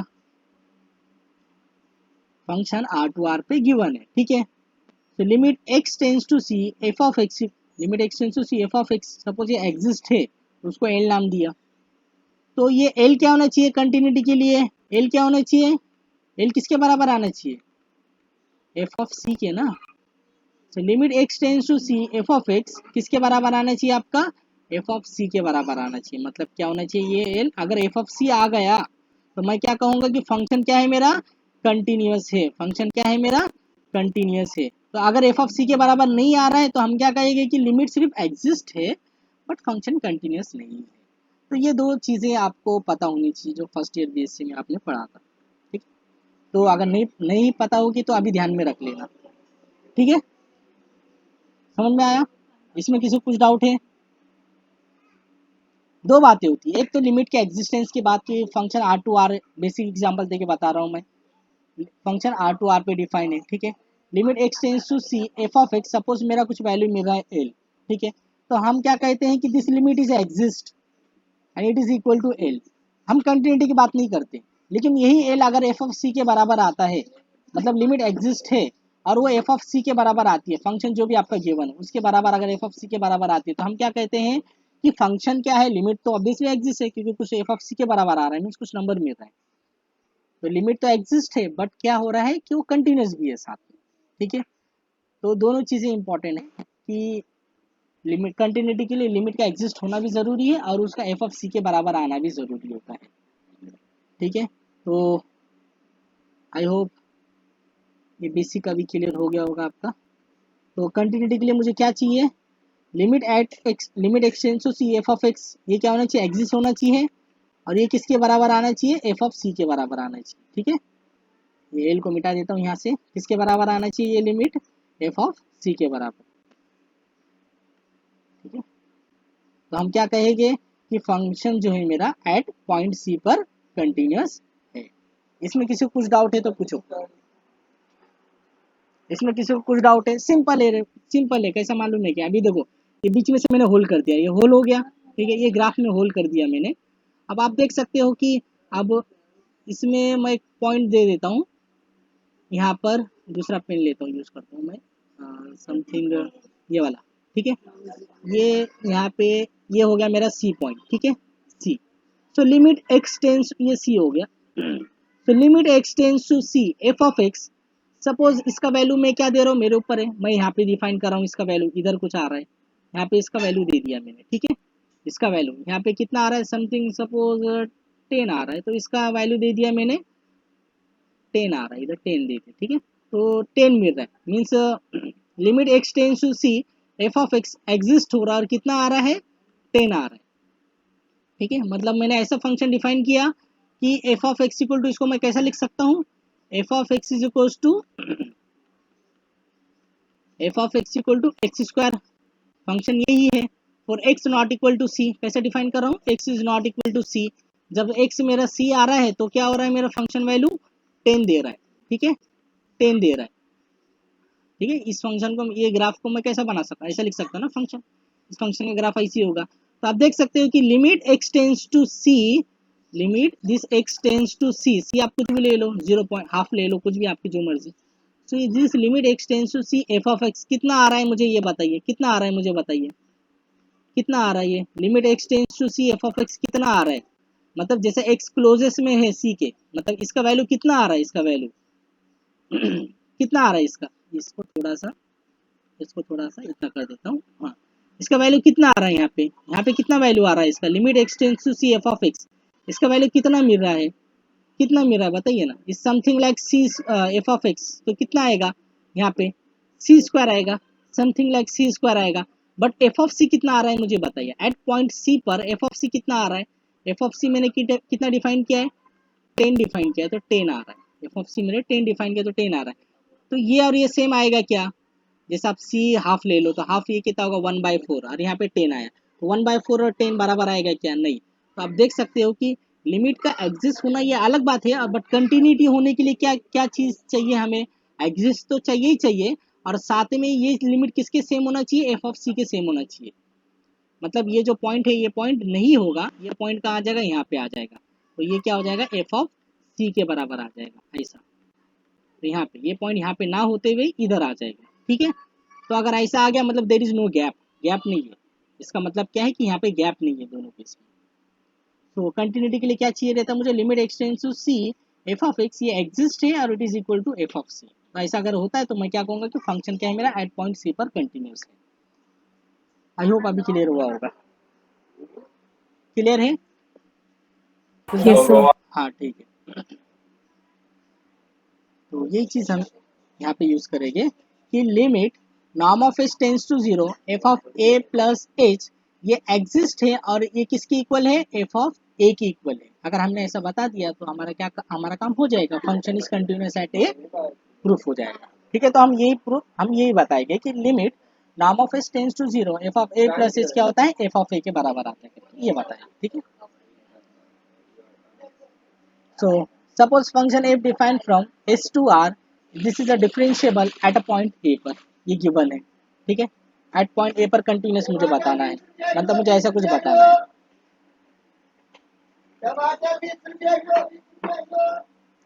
so function f defined from s to r, this is differentiable at a, तो differentiability का definition लगा दो। f of a plus h equal to क्या होगा, f of a plus th plus norm of h into eh, where eh tends to 0 as norm of h tends to 0। ये पूरा differentiable at ए का definition लगा दिया मैंने। Just इसके बाद अरेंजमेंट करना है आप कैलकुलेशन वाला वक्त, इसको इधर लेकर आ जाओ, इसको इधर लेकर आ जाओ। ठीक है, तो क्या होगा, F of A plus H minus F of A equal to T H plus norm of H into E H हो जाएगा। फिर उसके बाद क्या करना है, divided by norm of H करना है दोनों साइड में, divided by norm of H, divided by norm of H. तो limit norm of H tends to zero divided by norm of H कर दिया, फिर दोनों साइड में both the side apply by the limit norm of H tends to zero. so f of a plus h minus f of a divided by norm of h, so limit norm of h tends to 0 th divided by norm of h plus limit norm of h tends to 0 e of a comma h। ठीक है, दोनों side में limit norm of H tends to 0 apply किए मैंने। क्यों apply किया है उसका भी रीजन है, क्योंकि यहाँ पे मुझे क्या चाहिए, limit norm of H tends to 0 चाहिए। तो ऐसा कब मिलेगा मुझे, जब मैं दोनों साइड में limit norm of H tends to 0 apply करूंगा तभी मिलेगा। करेक्ट। अब मुझे पता है कि as limit norm of H tends to 0 e h क्या होता है, टेंस टू 0 होता है, तो ये फैक्टर क्या हो जाएगा मेरा, 0 हो जाएगा। दिस फैक्टर इज 0, तो बचेगा क्या, इतना ही फैक्टर बचेगा। तो इतना फैक्टर बचेगा, फिर उसके बाद ये फैक्टर भी 0 होगा। ये फैक्टर कैसे 0 होगा देखो, तो limit norm of H tends to 0 T h is nothing but क्या होता है तुम्हारा, टी ए ऑफ 0 आएगा, टी ए ऑफ 0 आएगा। टी ए ऑफ 0 क्या होता है मेरा, टी ऑफ 0 इज 0, क्यों, बिकॉज टी ए क्या है, लीनियर ट्रांसफॉर्मेशन है। तो लीनियर ट्रांसफॉर्मेशन का प्रॉपर्टी क्या है, 0 is goal 0 goes to 0 vector ना, जो भी मेरा जैसा आर स्क्वायर है तो 0,0, आर क्यूब है तो 0,0,0, 3 टपल वेक्टर, तो 0 vector goes to 0 vector. Linear transformation का यही प्रॉपर्टी है ना। तो limit norm of H tends to 0 T A of h क्या हो जाएगा, this is nothing but norm of H tends to 0 means h tends to 0, तो यहाँ पे मैं कर सकता हूँ एच टेंस टू 0, तो ये वैल्यू क्या होगा, अप्रोक्सीमेटली 0 के बराबर जाएगा ये। तो ये कितना होगा तुम्हारा, इज नथिंग बट योर 0, क्यों, because this is linear transformation, इसलिए यहाँ से यहाँ मेरा क्या होगा, 0 होगा। और यहाँ से यहाँ 0 क्यों, यहाँ पे ये क्यों आ रहा है यहाँ से यहाँ, because norm of H tends to 0 जा रहा है ना, this implies h tends to 0, h tends to 0, इसका मतलब हम यहाँ क्या लिख सकते हैं, टी ए ऑफ 0 लिख सकते हैं, एच टेंस टू 0 है। ठीक है, तो अब अगर एच टेंस टू 0 है तो इसका मतलब लीनियर ट्रांसफॉर्मेशन भी कहाँ जाएगा, एकदम 0 के क्लोजेस्ट में जाएगा। So this is nothing but approximately this is equal to 0, approximately this is equal to 0। Correct ना, क्योंकि लिमिट है ना, तो लिमिट है, इसका मतलब क्या, approximately this is equal to 0, ये 0 आ रहा है मेरा, सो दिस इज 0, मतलब ये जो वैल्यू है दिस इज अप्रोक्सीमेटली क्या होगा, 0 के इक्वल आएगा मेरा। Correct. So limit norm of H tends to 0 F of a h minus F of A divided by norm of h equal to क्या मिला मुझे, 0, मतलब ये क्वांटिटी किसके बराबर आ गई, 0 के। तब ये 0 के बराबर आ गई, इसका मतलब ये 0 बेसिकली कब पॉसिबल होगा, जब मेरा ये और ये सेम होगा तभी पॉसिबल होगा ना, जब मेरा ये और ये सेम होगा तभी पॉसिबल होगा। So this implies limit norm of H tends to 0 F of A plus H minus F of A 0, इसका मतलब क्या होगा, limit norm of H tends to 0 F of A plus H is same as F of A, मतलब ये इस side में लेकर आ जाएगी एफ ऑफ ए को। ठीक है, ये इधर से इधर लेकर आ गए, बस इतना ही था इसमें। So hence F is continuous eight, इसको एक बार और रीड करो, एक्सप्लेन करता हूँ मैं फिर से एक बार।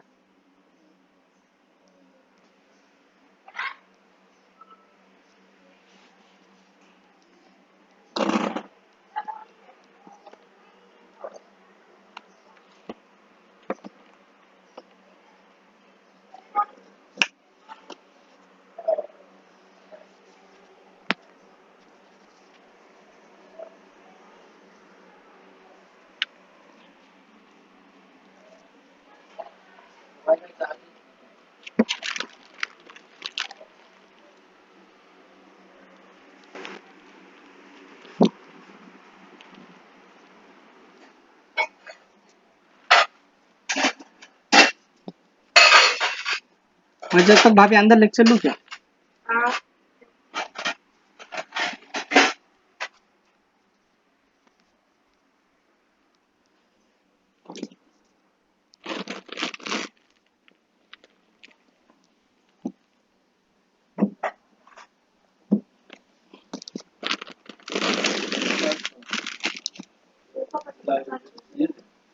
रीड करो, इतना रीड करके हो जाएगा तो बता देना।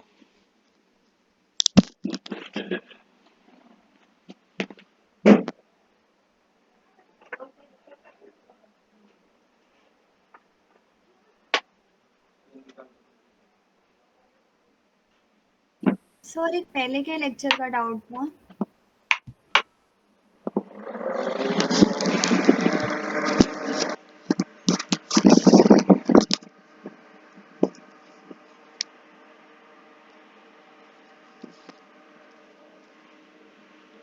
सर हाँ बोलिए।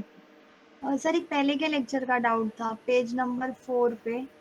अच्छा रुको, पीछे आ जाता हूँ।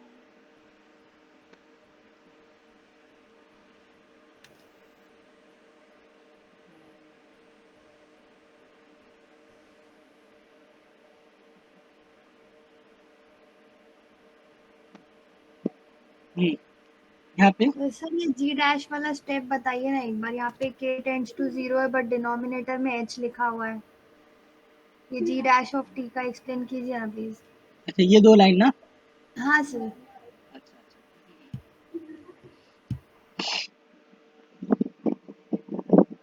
हमें क्या बताना, क्या है हमें, जी डिफरेंशिएबल है on open interval A b पे, मुझे ये बताना। करेक्ट। इसका मतलब इसमें से अगर मैं कोई पॉइंट लूँ, जैसे टी ले लिया ओपन इंटरवल 0, 1 के बीच में, तो मुझे ये बताना है कि जी डैश टी क्या होता है।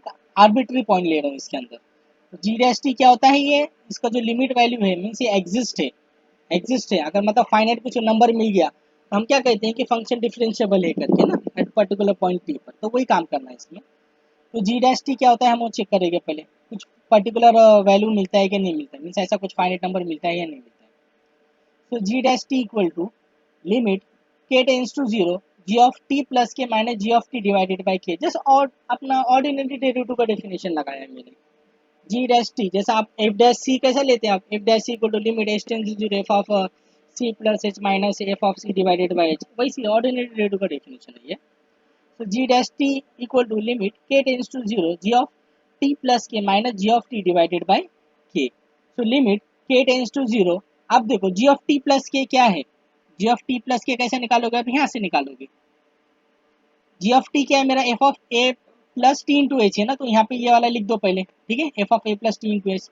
अब g of t plus k कैसे निकालोगे, यहाँ पे just t replace by t plus k कर दो ना, तो t replace by t plus k, तो ये क्या हो जाएगा f of a plus t replace by t plus k कर दो यहाँ पे। ठीक है, तो क्या होगा just f of a plus t replace by t plus k into H. तब यहीं से आ रहा है कि नहीं, जो हमारा फंक्शन डिफाइन है f of a plus t plus k into H. कहाँ से आया ये वैल्यू, ये यहाँ से आया, ठीक है, डिवाइडेड बाय एच। उसके बाद लिमिट k टेंस टू 0, अब क्या करेंगे हम f of a plus sir t। हाँ बोलिए। अपॉन कैसे आया? हाँ क्या कैसे आया, अपॉन में एच कैसे आया? नहीं नहीं वो सॉरी, वो प्रिंटिंग मिस्टेक, वो के है, के है, इट इज के, यस सर। के हाँ प्रिंटिंग मिस्टेक है। so this is k रहेगा।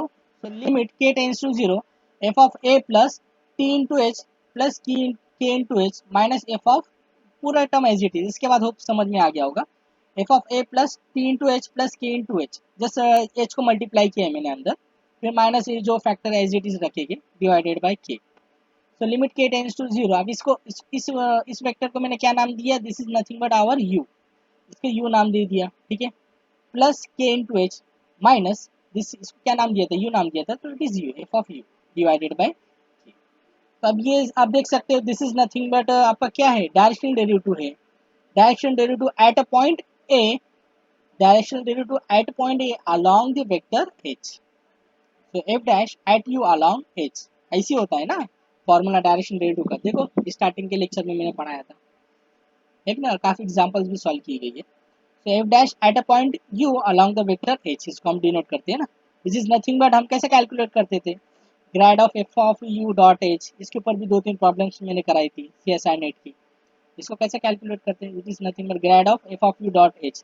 मतलब ये क्या इंडिकेट करता है कि फंक्शन का जो वैल्यू है वो कुछ फाइनाइट नंबर मिल रहा है। ग्रेड मीन्स ये दोनों इन्फिनाइट नहीं हो सकते ना, दोनों कुछ फाइनाइट ही नंबर मिलेगा मुझे, तो फाइनाइट नंबर ही मिलेगा दोनों का डॉट प्रोडक्ट।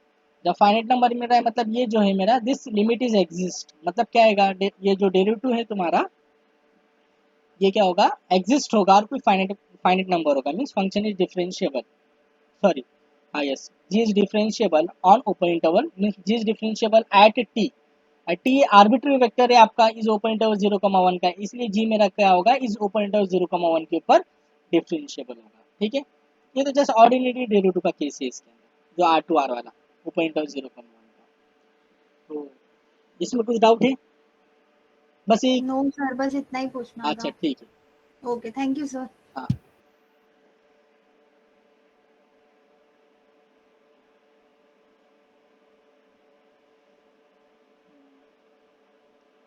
हम कुछ कौन से पेज नंबर पे थे,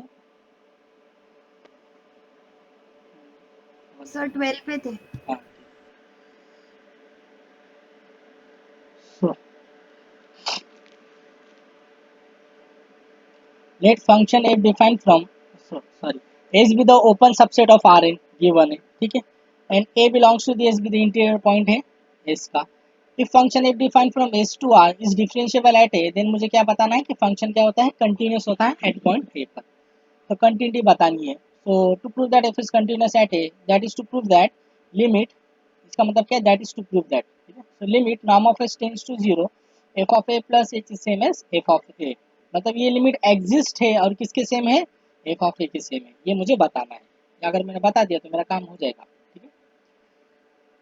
सो स्टार्ट करते हैं। Function f defined from s to r क्या गिवन है, डिफरेंशिएबल एट a गिवन है, तो इसे डिफरेंशिएबल एट a का डेफिनेशन लगा दो, f of a plus h equal to f of a plus th plus norm of h into eh, where eh tends to 0 as norm of h tends to 0। हो गया इतना, फिर उसके बाद जैसे अरेंजमेंट करना है, ये इसको इधर पे लेकर आ जाओ, F of A plus H minus F of A, और इधर पे क्या बचेगा आपका टी एच प्लस नाम of H into E H. फिर उसके बाद मुझे क्या चाहिए, डिवाइडेड बाय नाम ऑफ एच कर दो दोनों साइड, मैकेनिकल वर्क है पूरा, डिवाइडेड बाय नाम ऑफ एच कर दो, नाम ऑफ एच करोगे तो ये मिलेगा। उसके बाद मुझे क्या लगेगा, लिमिट नाम ऑफ एच टेंस टू 0 भी चाहिए ना मुझे, तो दोनों साइड में बोथ साइड क्या अप्लाई करेंगे हम, लिमिट नाम of H tends to 0 apply कर दो, तो लिमिट नाम of H tends to 0 apply कर दिए, ठीक है, तो limit norm of S tends to 0, limit norm of S tends to 0 apply कर दिए। फिर उसके बाद देखने का कि अब हमें पता है कि एरर फंक्शन 0 पे कब जाता है, जब limit norm of S tends to 0 पे जाएगा, तो since limit norm of S tends to 0 जा रहा है, इसलिए मेरा एरर फंक्शन भी क्या होगा, 0 पे जाएगा, मतलब इसका वैल्यू क्या होने वाला है, 0। ये यहाँ से आ रहा है ना, E S tends to 0 as norm of S tends to 0, ठीक है ना, तो यहाँ से ये क्या होगा मेरा 0 हो जाएगा, ये 0 हो गया। अब बचा ये कैसे 0 होता है वो देखना है, ये जो ऊपर वाला क्वांटिटी है ना इसके ऊपर ध्यान दो थोड़ा, क्योंकि नीचे वाला क्वांटिटी तो एक्चुअली नॉन जीरो रहने वाला है ना, ऊपर वाला क्वांटिटी पे ध्यान देना है कि ऊपर वाला क्वांटिटी कैसे जीरो के, मतलब जीरो के अप्रोक्सीमेट जा रहा है। so limit norm of h tends to 0 th is nothing but as norm of h tends to 0, तो h is also tends to 0, h भले इक्वल टू 0 नहीं है but it is tends to 0, h tends to 0 है। अगर h tends to 0 है तो ये किसके इक्वल होगा, T A of h is approximately equal, यहाँ पे approximately equal to T of 0 होगा, approximately equal to T of 0 होगा, करेक्ट ना, तो ये टी ऑफ 0 के अप्रोक्सीमेट इक्वल होगा। अब हमें पता है कि लीनियर ट्रांसफॉर्मेशन का प्रॉपर्टी क्या है कि टी ऑफ 0 क्या होता है, 0 होता है, इसलिए ये इसका जो लिमिटिंग वैल्यू है ये क्या होगी, दिस इज नथिंग बट 0, तो ये किसके इक्वल होगा, approximately it is equal to 0, यहाँ पे अप्रोक्सीमेटली क्योंकि लिमिट लगा रहे हैं ना, तो ये किसके इक्वल होगा, this is equal to 0, so that is approximately equal to 0, ऐसा हम बोल सकते हैं। तो इसका मतलब ये जो होगा मेरा, this is nothing but approximately equal to 0, that is ये जो ये वाला क्वांटिटी, ये भी क्या हो जाएगा मेरा, this is equal to 0। Now अब लिमिट नाम of S tends to 0 F of A plus S minus F of A divided by नाम ऑफ एस, अब ये 0 मिल गया मुझे। अब उसके बाद अगर यहाँ पे राइट हैंड साइड में 0 मिल रहा है, तो अब ये लेफ्ट हैंड साइड में तो अगर नीचे का देखेंगे हम पार्ट, तो ये तो 0 है ही नहीं, तो जीरो कैसे मिल रहा है मुझे जब ये जीरो ही नहीं है? इसका मतलब ऊपर वाला क्वांटिटी क्या होना चाहिए, सेम होना चाहिए ना, तभी यहाँ पे जीरो पॉसिबल है ना। अदरवाइज कहाँ जीरो, अगर मैं 6 - 5 करूँ तो यहाँ जीरो मिलेगा क्या, मुझे नहीं मिलेगा ना। तो ऊपर वाला क्वांटिटी सेम सेम होगा तभी यहाँ पे जीरो मिलेगा राइट हैंड साइड में, मतलब राइट हैंड साइड में तो जीरो मिल रहा है, इसका मतलब ऊपर वाला जो ये जो क्वांटिटी है ये दोनों क्या है, सेम है। So this implies limit norm of s tends to 0 f of a plus h is same as f of a। ठीक है, बस इतना ही था। So this implies f is continuous at a। I hope अभी clear हो गया होगा ये। ठीक है, तो इसको रीड करोगे आप लोग, इसको रीड, यस सर। हाँ इसे रीड करो और कुछ डाउट है तो पूछ सकते हो, जब तक मैं अटेंडेंस डाउनलोड करता हूँ।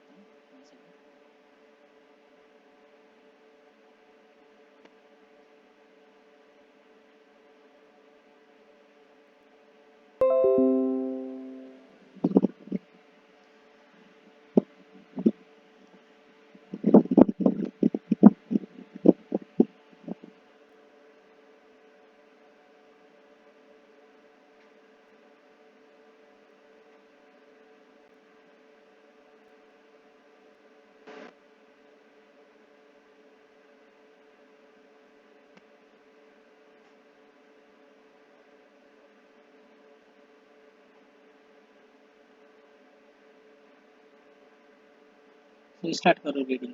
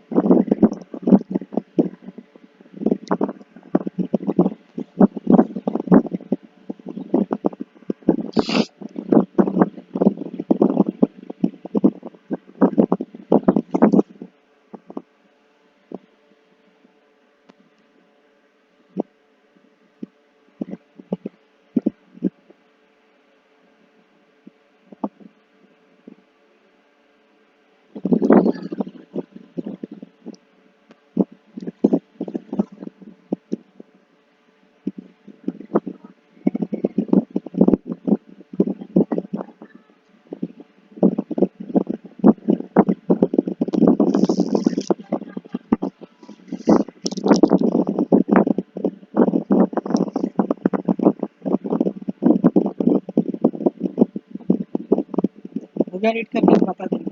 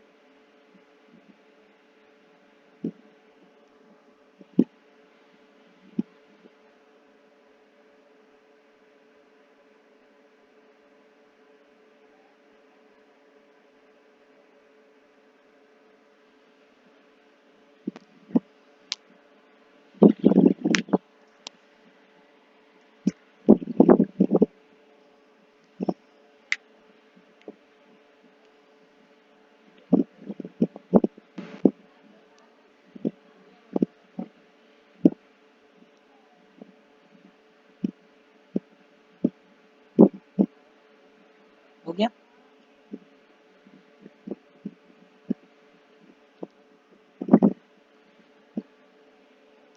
Yes sir. ठीक है।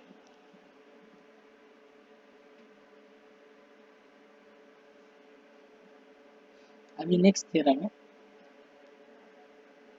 Let S be the open subset of R N. देखो हमेशा एस डोमेन रखा गया है, ये यूनिट जो भी आपका यूनिट 3 4 है क्या 1 2 3 पता नहीं, देखना पड़ेगा यूनिट। तो S be the open subset of R N है, फंक्शन क्या है मेरा एस टू आर, डिफरेंशिएबल है, ठीक है, differentiable at A with total equal to T A और D of F of A. Show that मुझे क्या बताना है कि F dash at A along Y ये एग्जिस्ट है for all Y belongs to R N, और ये किसके इक्वल होता है, F dash at A along Y is same as, this is same as grad of F of A dot Y होता है।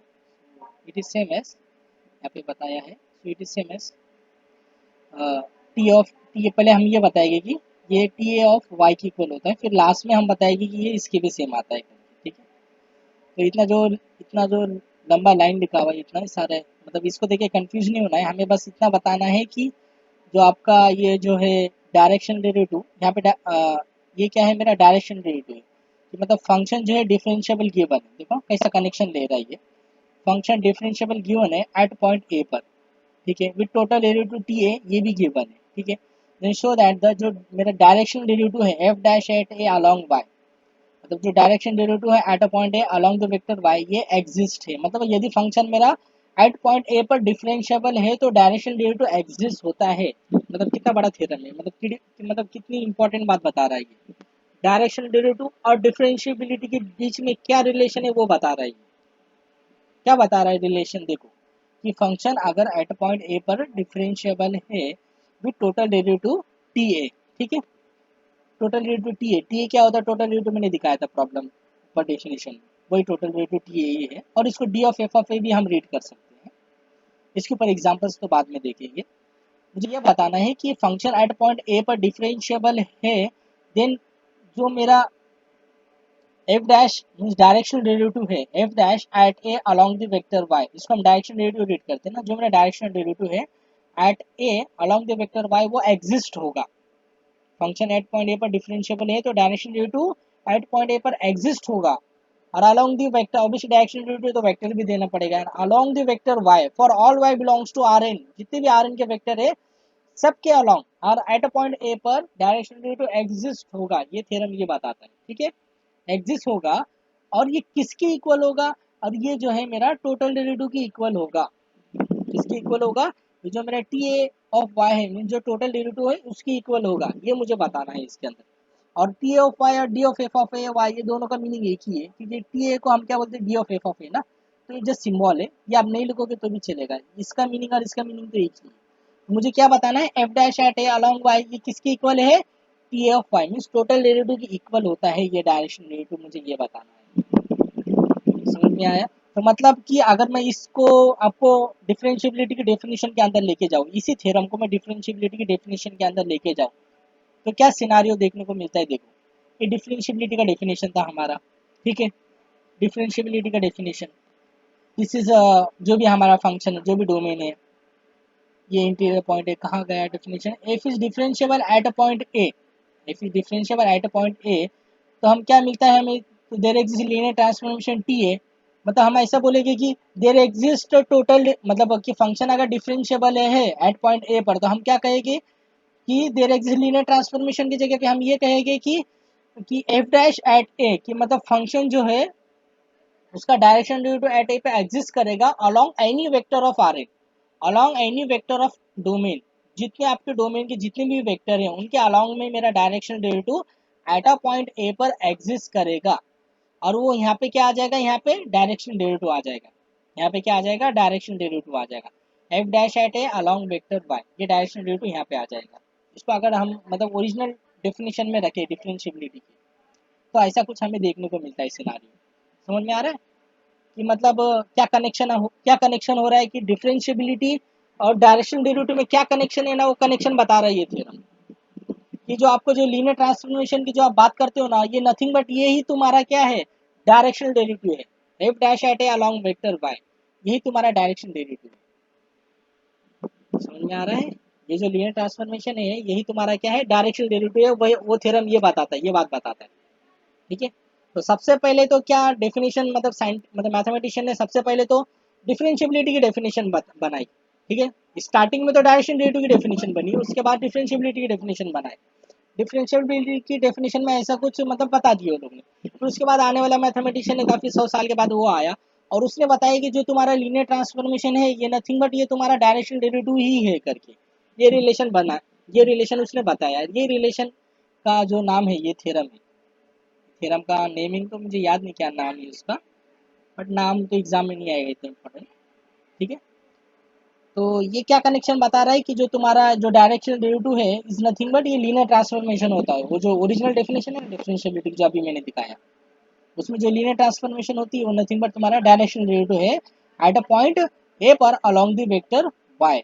Along the vector Y, तो कितने vector Y ये भी इंपॉर्टेंट है। ये वाई कौन सा वेक्टर है, यूनिट वेक्टर है क्या, 10 है 01 है, अगर आर स्क्वायर की बात करूँ मैं तो कौन सा वेक्टर है, या कोई भी यूनिट वेक्टर है, ये कोई भी for all Y belongs to R N के लिए ट्रू है। मतलब क्या ये यूनिट वेक्टर भी है और नॉन यूनिट वेक्टर भी आ रहे हैं इसके अंदर। मतलब आर एन के अंदर जितने भी वेक्टर है तुम्हारे, कितने इन्फाइनेटली मेनी वेक्टर्स है ना, तो अलोंग सब सब वेक्टर के अलोंग पे आप डायरेक्शन डेरिवेटिव फाइंड आउट करोगे ना, तो ये पी ऑफ वाई की इक्वल होगा। मतलब क्या सब वेक्टर के अलोंग डायरेक्शन डेरिवेटिव एग्जिस्ट होगा, पहले वो बताया है, और वो किसके इक्वल होगा, पी ऑफ वाई की इक्वल होगा। मतलब उस लीनियर ट्रांसफॉर्मेशन की इक्वल होगा।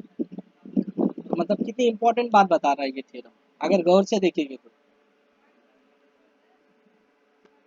ठीक है, तो आप लोग पहले स्टेटमेंट रीड करो क्या है थ्योरम का।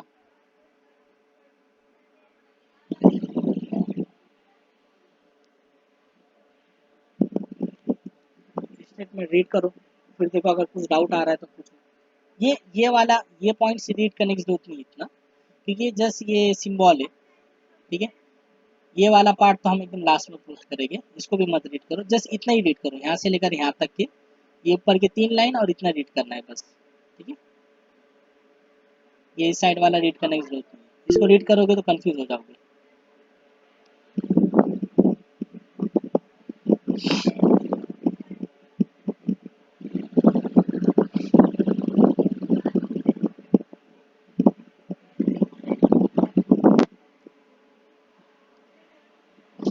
अब कुछ डाउट आ रहा है तो पूछो, स्टेटमेंट में कुछ डाउट है थ्योरम में पूछ सकते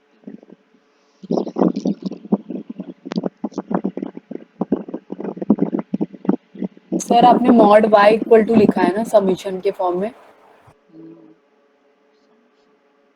ये वाला हाँ वो मॉड वाई लिया है ना, mod Y equal to summation.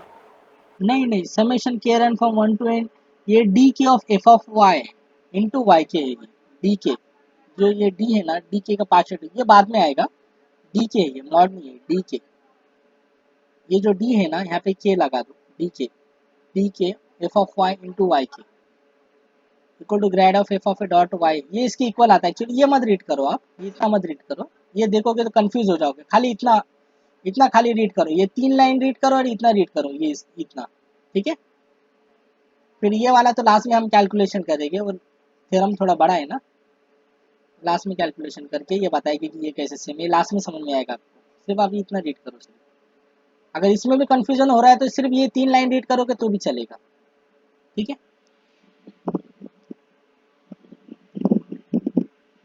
तो एक बात थोड़ा मतलब ध्यान में रहना चाहिए कि फंक्शन अगर डिफरेंशिएबल है एट पर्टिकुलर पॉइंट ए पर, तो उसका डायरेक्शनल डेरिवेटिव उस पॉइंट पर एग्जिस्ट होगा और along any vector of R N exist होगा। समझ में आया कि फंक्शन अगर एट पॉइंट ए पर डिफरेंशिएबल है तो डायरेक्शनल डेरिवेटिव एट पॉइंट ए पर एग्जिस्ट होगा और along means at point A और along the vector for any vector के लिए एग्जिस्ट होगा। ठीक है, सिंपल मीनिंग ये। बट इसी के अगर कन्वर्स की बात करूँ कि कि ये जो डायरेक्शन डेरिवेटिव है एट अ पॉइंट ए पर along the vector Y exist है, तो फंक्शन डिफरेंशिएबल होगा क्या। अगर कन्वर्स की बात करूँ तो कन्वर्स होगा क्या पॉसिबल, वो सोचो कि इसका कन्वर्स पॉसिबल है क्या, कि मतलब कि डायरेक्शनल डेरिवेटिव मेरा एग्जिस्ट है एट पॉइंट ए पर अलोंग कुछ भी वेक्टर ले लो आप, यूनिट वेक्टर या आर्बिट्रल वेक्टर्स, तो डायरेक्शन डेरिवेटिव एग्जिस्ट है आपका, तो फंक्शन मेरा डिफरेंशिएबल होगा क्या एट पॉइंट ए पर, मतलब कन्वर्स होल्ड होता है क्या इस थ्योरम का, उसके बारे में भी सोचो आप। कन्वर्स होल्ड होता है क्या, ये कन्वर्स को लेकर नेक्स्ट थ्योरम है कि कन्वर्स किस कंडीशन में होल्ड होता है करके, उसके मतलब वो नेक्स्ट आगे मिलेगा, नेक्स्ट लेक्चर में पढ़ेंगे हम, ठीक है। अभी फिलहाल तो हम इतना देखें कि फंक्शन एट पॉइंट ए पर डिफरेंशिएबल है तो direction due to at A along the vector y exist होगा for all Y belongs to Rn। अब ये डायरेक्शन ड्यू टू किसके इक्वल होता है, वो जो डेफिनेशन डेरिवेटिव के डिफरेंशिएबल की डेफिनेशन में जो लीनियर ट्रांसफॉर्मेशन आता है ना total due to P A, ये उसके इक्वल होता है। ये बताना है मुझे फिलहाल के लिए, ठीक है, इतना मुझे बताना है। ये वाला पार्ट इसको ध्यान मत दो अभी। तो स्टार्ट करते हैं। Suppose F is differentiable at A, क्यों, क्योंकि गिवन है ना, function differentiable at A given है, तो मैंने लिख दिया डिफरेंशिएबल एट ए गिवन है, तो बस डेफिनेशन यूज करो, फिर क्या क्या मिलेगा मुझे। Then by definition F of A plus H equal to F of A plus T H plus norm of H into E H मिलेगा। फिर norm of H is less than R for some R is non zero, और ये vector कहाँ होता है, ball में होता है ना, जिसका सेंटर ए और रेडियस क्या है आर है। Where E H tends to zero as norm of H tends to zero, मतलब जो डेफिनेशन है मैंने वही पूरा कॉपी किया है, जस्ट आपको डेफिनेशन डिफरेंशिएबल एट ए का डेफिनेशन लिखना है यहाँ पे पूरा, ठीक है। फिर उसके बाद अभी स्टार्ट करते हैं हम। If y is a zero vector, अगर मैं, मतलब पहले हम इसको जीरो वेक्टर के लिए चेक करेंगे, फिर उसके बाद नॉन जीरो वेक्टर के लिए चेक करेंगे, ठीक है। जीरो वेक्टर से चेक करने पे क्या हमें कुछ आइडिया मिलता है ना कि कैसा कैलकुलेशन करना है नॉन जीरो वेक्टर के लिए भी, इसलिए पहले हम जीरो वेक्टर के लिए चेक करते हैं, मतलब सिंपल केस लेते हैं पहले। If y equal to zero vector then t of y means t of y क्या होगा आपका, mean t of y means linear transformation है ना, सो t ऑफ y क्या होगा, t ऑफ जीरो हो जाएगा, t of zero bar, correct ना, टी ऑफ जीरो बार, और टी ऑफ जीरो बार मुझे क्या मिलता है, जीरो बार मिलता है ना, मीन्स टी लीनियर ट्रांसफॉर्मेशन है ना, तो जीरो गोज टू जीरो, तो टी ऑफ जीरो क्या आ जाएगा, जीरो, ठीक है। तो टी ऑफ जीरो मतलब इधर क्या मिल गया मुझे, जीरो मिल गया। अब चेक करते हैं यहाँ पे भी जीरो आता है कि नहीं आता है, अगर यहाँ पे भी जीरो आ गया इसका मतलब ये दोनों क्या हो गए, इक्वल हो जाएंगे, करेक्ट। तो ये अभी फिलहाल यहाँ जीरो हो गया। अब ये चेक करना है कि अब ये इसका क्या हाल है, ठीक है। तो अलॉन्ग जीरो वेक्टर यहाँ पे क्या मिलता है वो हम देखते हैं कि F dash eight a point A और अलॉन्ग जीरो वेक्टर क्या आता है, जीरो आता है कि नहीं आता है, अगर आ गया तो इसके इक्वल हो जाएगा, ठीक है, फॉर जीरो वेक्टर के लिए। सो F dash at A along Y consider करेंगे, ठीक है। So f dash at a along y, which is nothing but limit k dash tends to 0 f of a plus k dash into y minus f of a divided by k dash। अब ये आप k dash लिखो या फिर k लिखो, आपके ऊपर है, कुछ भी सिंबल दे सकते हो, या h लिखो, कुछ फर्क नहीं पड़ता। h ऑलरेडी क्या है ना, ऑलरेडी यूज है ना यहाँ पे सिंबल, तो h मत लिखना, ठीक है। तो समथिंग दूसरा वेक्टर मतलब दूसरा सिंबल ले लो, k ले लो। यहाँ पे मैंने k डैश क्यों लिया है, क्योंकि k भी यहाँ पे ऑलरेडी यूज किया हुआ है ना क्वेश्चन के अंदर, इसलिए मैंने k डैश सिंबल लिया है। बट आप k भी ले सकते हो, कुछ इतना प्रॉब्लम नहीं आएगा, ठीक है। So F dash at A along Y क्या होगा, limit k dash tends to zero, क्या है, दिस इज डायरेक्शन डेरिवेटिव का डेफिनेशन क्या है, at point A along Y, क्या है डेफिनेशन, जो ओरिजिनल जो हमने पहले लेक्चर्स में किया था और प्रॉब्लम भी सॉल्व किए थे, क्या है definition, limit k dash tends to zero F of A plus k dash into Y minus F of A divided by k dash, यही है ना। कितनी प्रॉब्लम्स इसके ऊपर, बहुत सारे प्रॉब्लम सॉल्व किए हमने।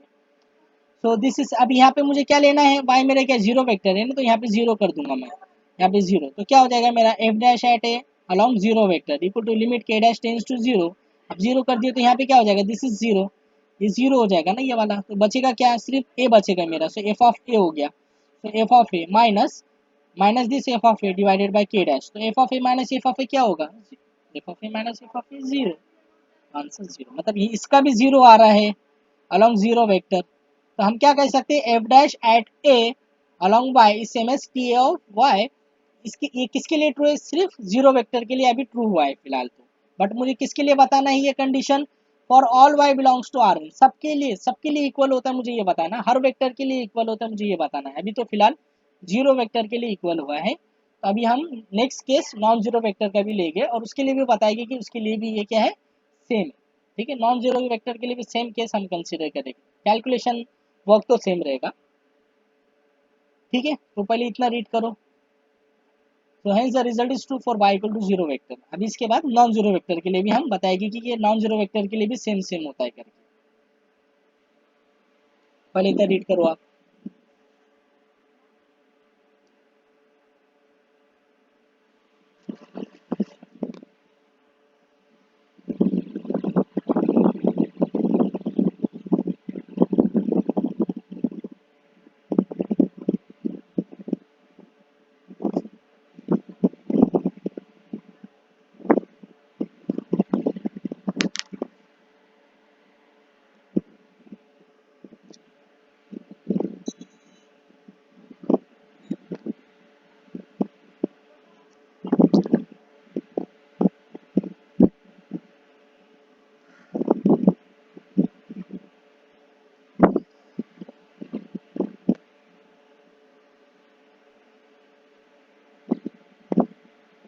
हो गया एडिट करके? कुछ डाउट है तो पूछ सकते हो।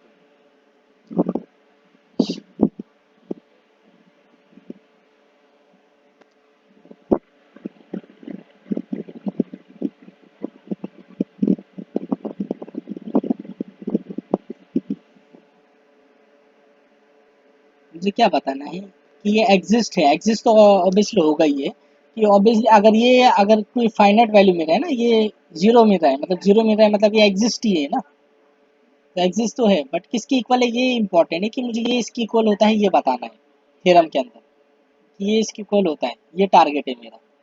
तो पहले जीरो वेक्टर के लिए बताऊंगा कि जीरो वेक्टर के लिए ये इसकी इक्वल होता है, फिर उसके बाद y equal to non zero vector लूंगा, नॉन जीरो वेक्टर के लिए भी बताऊंगा कि ये इसकी इक्वल होता है करके। ए पॉइंट तो मेरा फिक्स रहेगा, जो भी एटा पॉइंट ए है वो तो फिक्स रहेगा।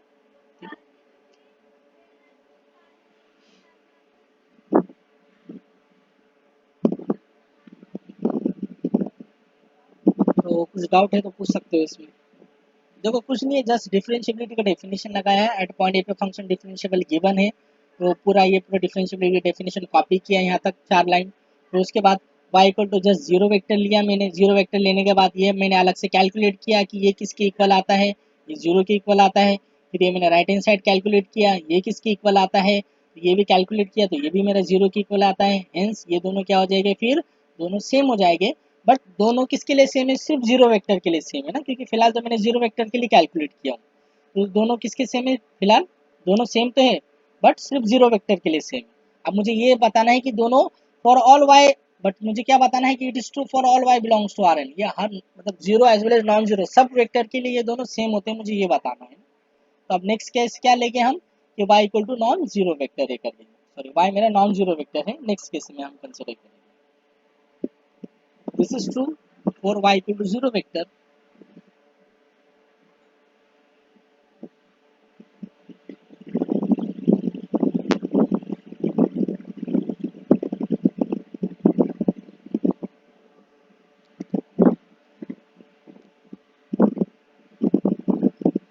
समझ में आया?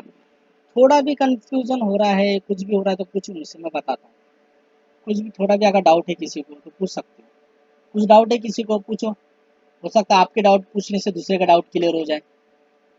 मैं स्टूडेंट था तो मैं तो सर लोग से बहुत डाउट पूछता था, बहुत मतलब मेरा तो फिक्स था, एक लेक्चर रहेगा तो एक लेक्चर में कम से कम 2 डाउट पूछूंगा, ऐसा मैं मतलब ऐसा मेरा फिक्स था, मैंने फिक्स कर लिया था कि सर का जो भी लेक्चर्स होगा सर लोग का, हर लेक्चर में मेरे 2 डाउट रहेगी ही रहेगी। मतलब डाउट भले मुझे नई नई डाउट होते थे, मेरे को सब समझ में आता था, फिर भी मैं डाउट निकाल के पूछता था कि सर बताओ ये कैसे आएगा वो कैसे आएगा, जबरदस्ती मैं डाउट निकालता था और पूछता था सर लोग से। तो उससे क्या होता था, उससे मेरा कॉन्सेप्ट क्लियर होता था डाउट पूछने से। मैं जब ऑफलाइन लेक्चर लेता था ना तो मैं ऐसे स्टूडेंट लोग से ऐसा खड़े मतलब स्टूडेंट लोग को खड़ा कर करके बेंचेस के ऊपर खड़ा कर करके वो लोग से मैं डाउट पूछता हूँ कि बताओ ये कैसे आएगा वो कैसे आएगा करके।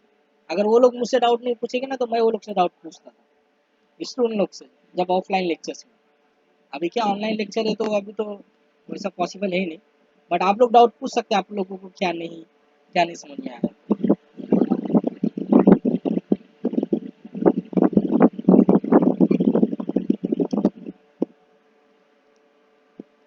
ये आप के डैश की जगह पे के सिंबल भी यूज कर सकते हो, ठीक है, जैसे आपको फ्लेक्सिबल लगे कोई भी सिंबल यूज करो आप। डेफिनेशन तो वही है जो हम हमेशा अप्लाई करते हैं, F dash at along Y वाला डेफिनेशन तो वही है।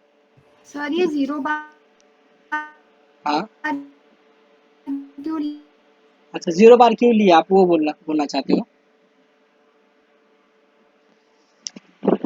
हेलो, सर हाँ बोलिए थोड़ा। वो 0 बार पूछूं मैं y का वैल्यू। हाँ, वॉइस क्लियर नहीं आ रहा है। तो मुझे मेरे ख्याल से आपका ये डाउट है कि y को टू 0 बार क्यों अज्यूम किया गया है पहले, शायद से यही डाउट है ना आपका। ये 0 बार के लिए क्यों पहले प्रूफ किया है करके ये डाउट है क्या आपका, क्या डाउट है बोलिए, बराबर वॉइस नहीं आ रहा था,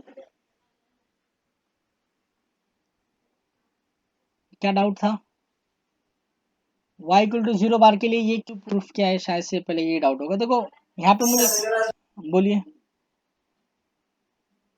0 बार कैसे आया, ये डाउट था सर। अच्छा 0 बार कैसे आया ये तो ऐसा, मतलब आप ऐसा क्वेश्चन पूछ रहे हो कि मतलब ये देखो आर एन है ना, ये मेरा पूरा आर एन, तो आर एन के अंदर क्या क्या होगा, आर एन वेक्टर स्पेस है ना, तो उसके अंदर जीरो वेक्टर नहीं होगा क्या, जीरो वेक्टर भी होगे, नॉन जीरो वेक्टर भी होगे, दोनों वेक्टर होगे।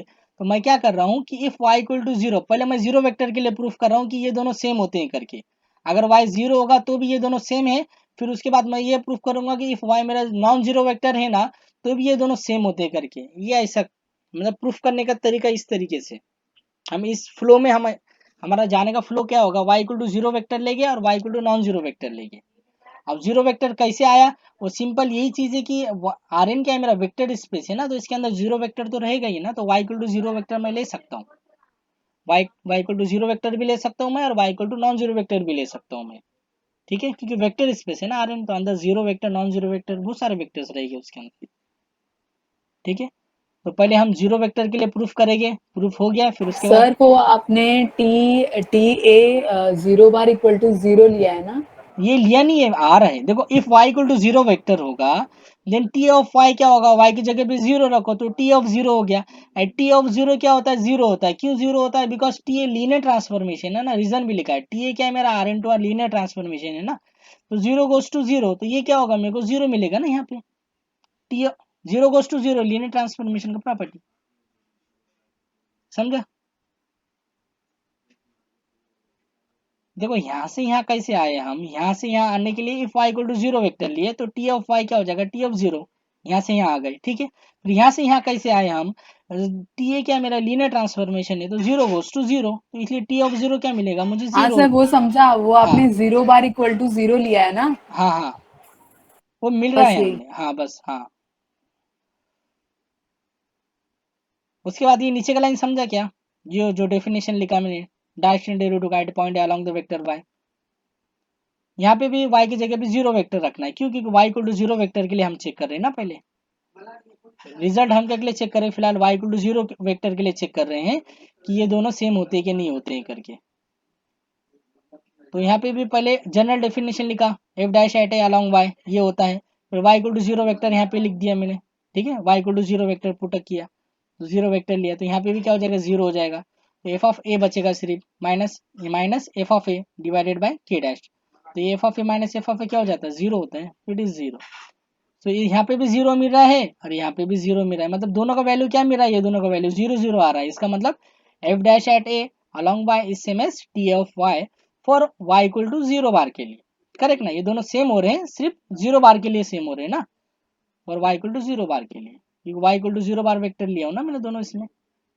ठीक है, अब मुझे नेक्स्ट क्या बताना है कि ये दोनों सेम है, for Y equal to non zero के लिए भी सेम है। ठीक है,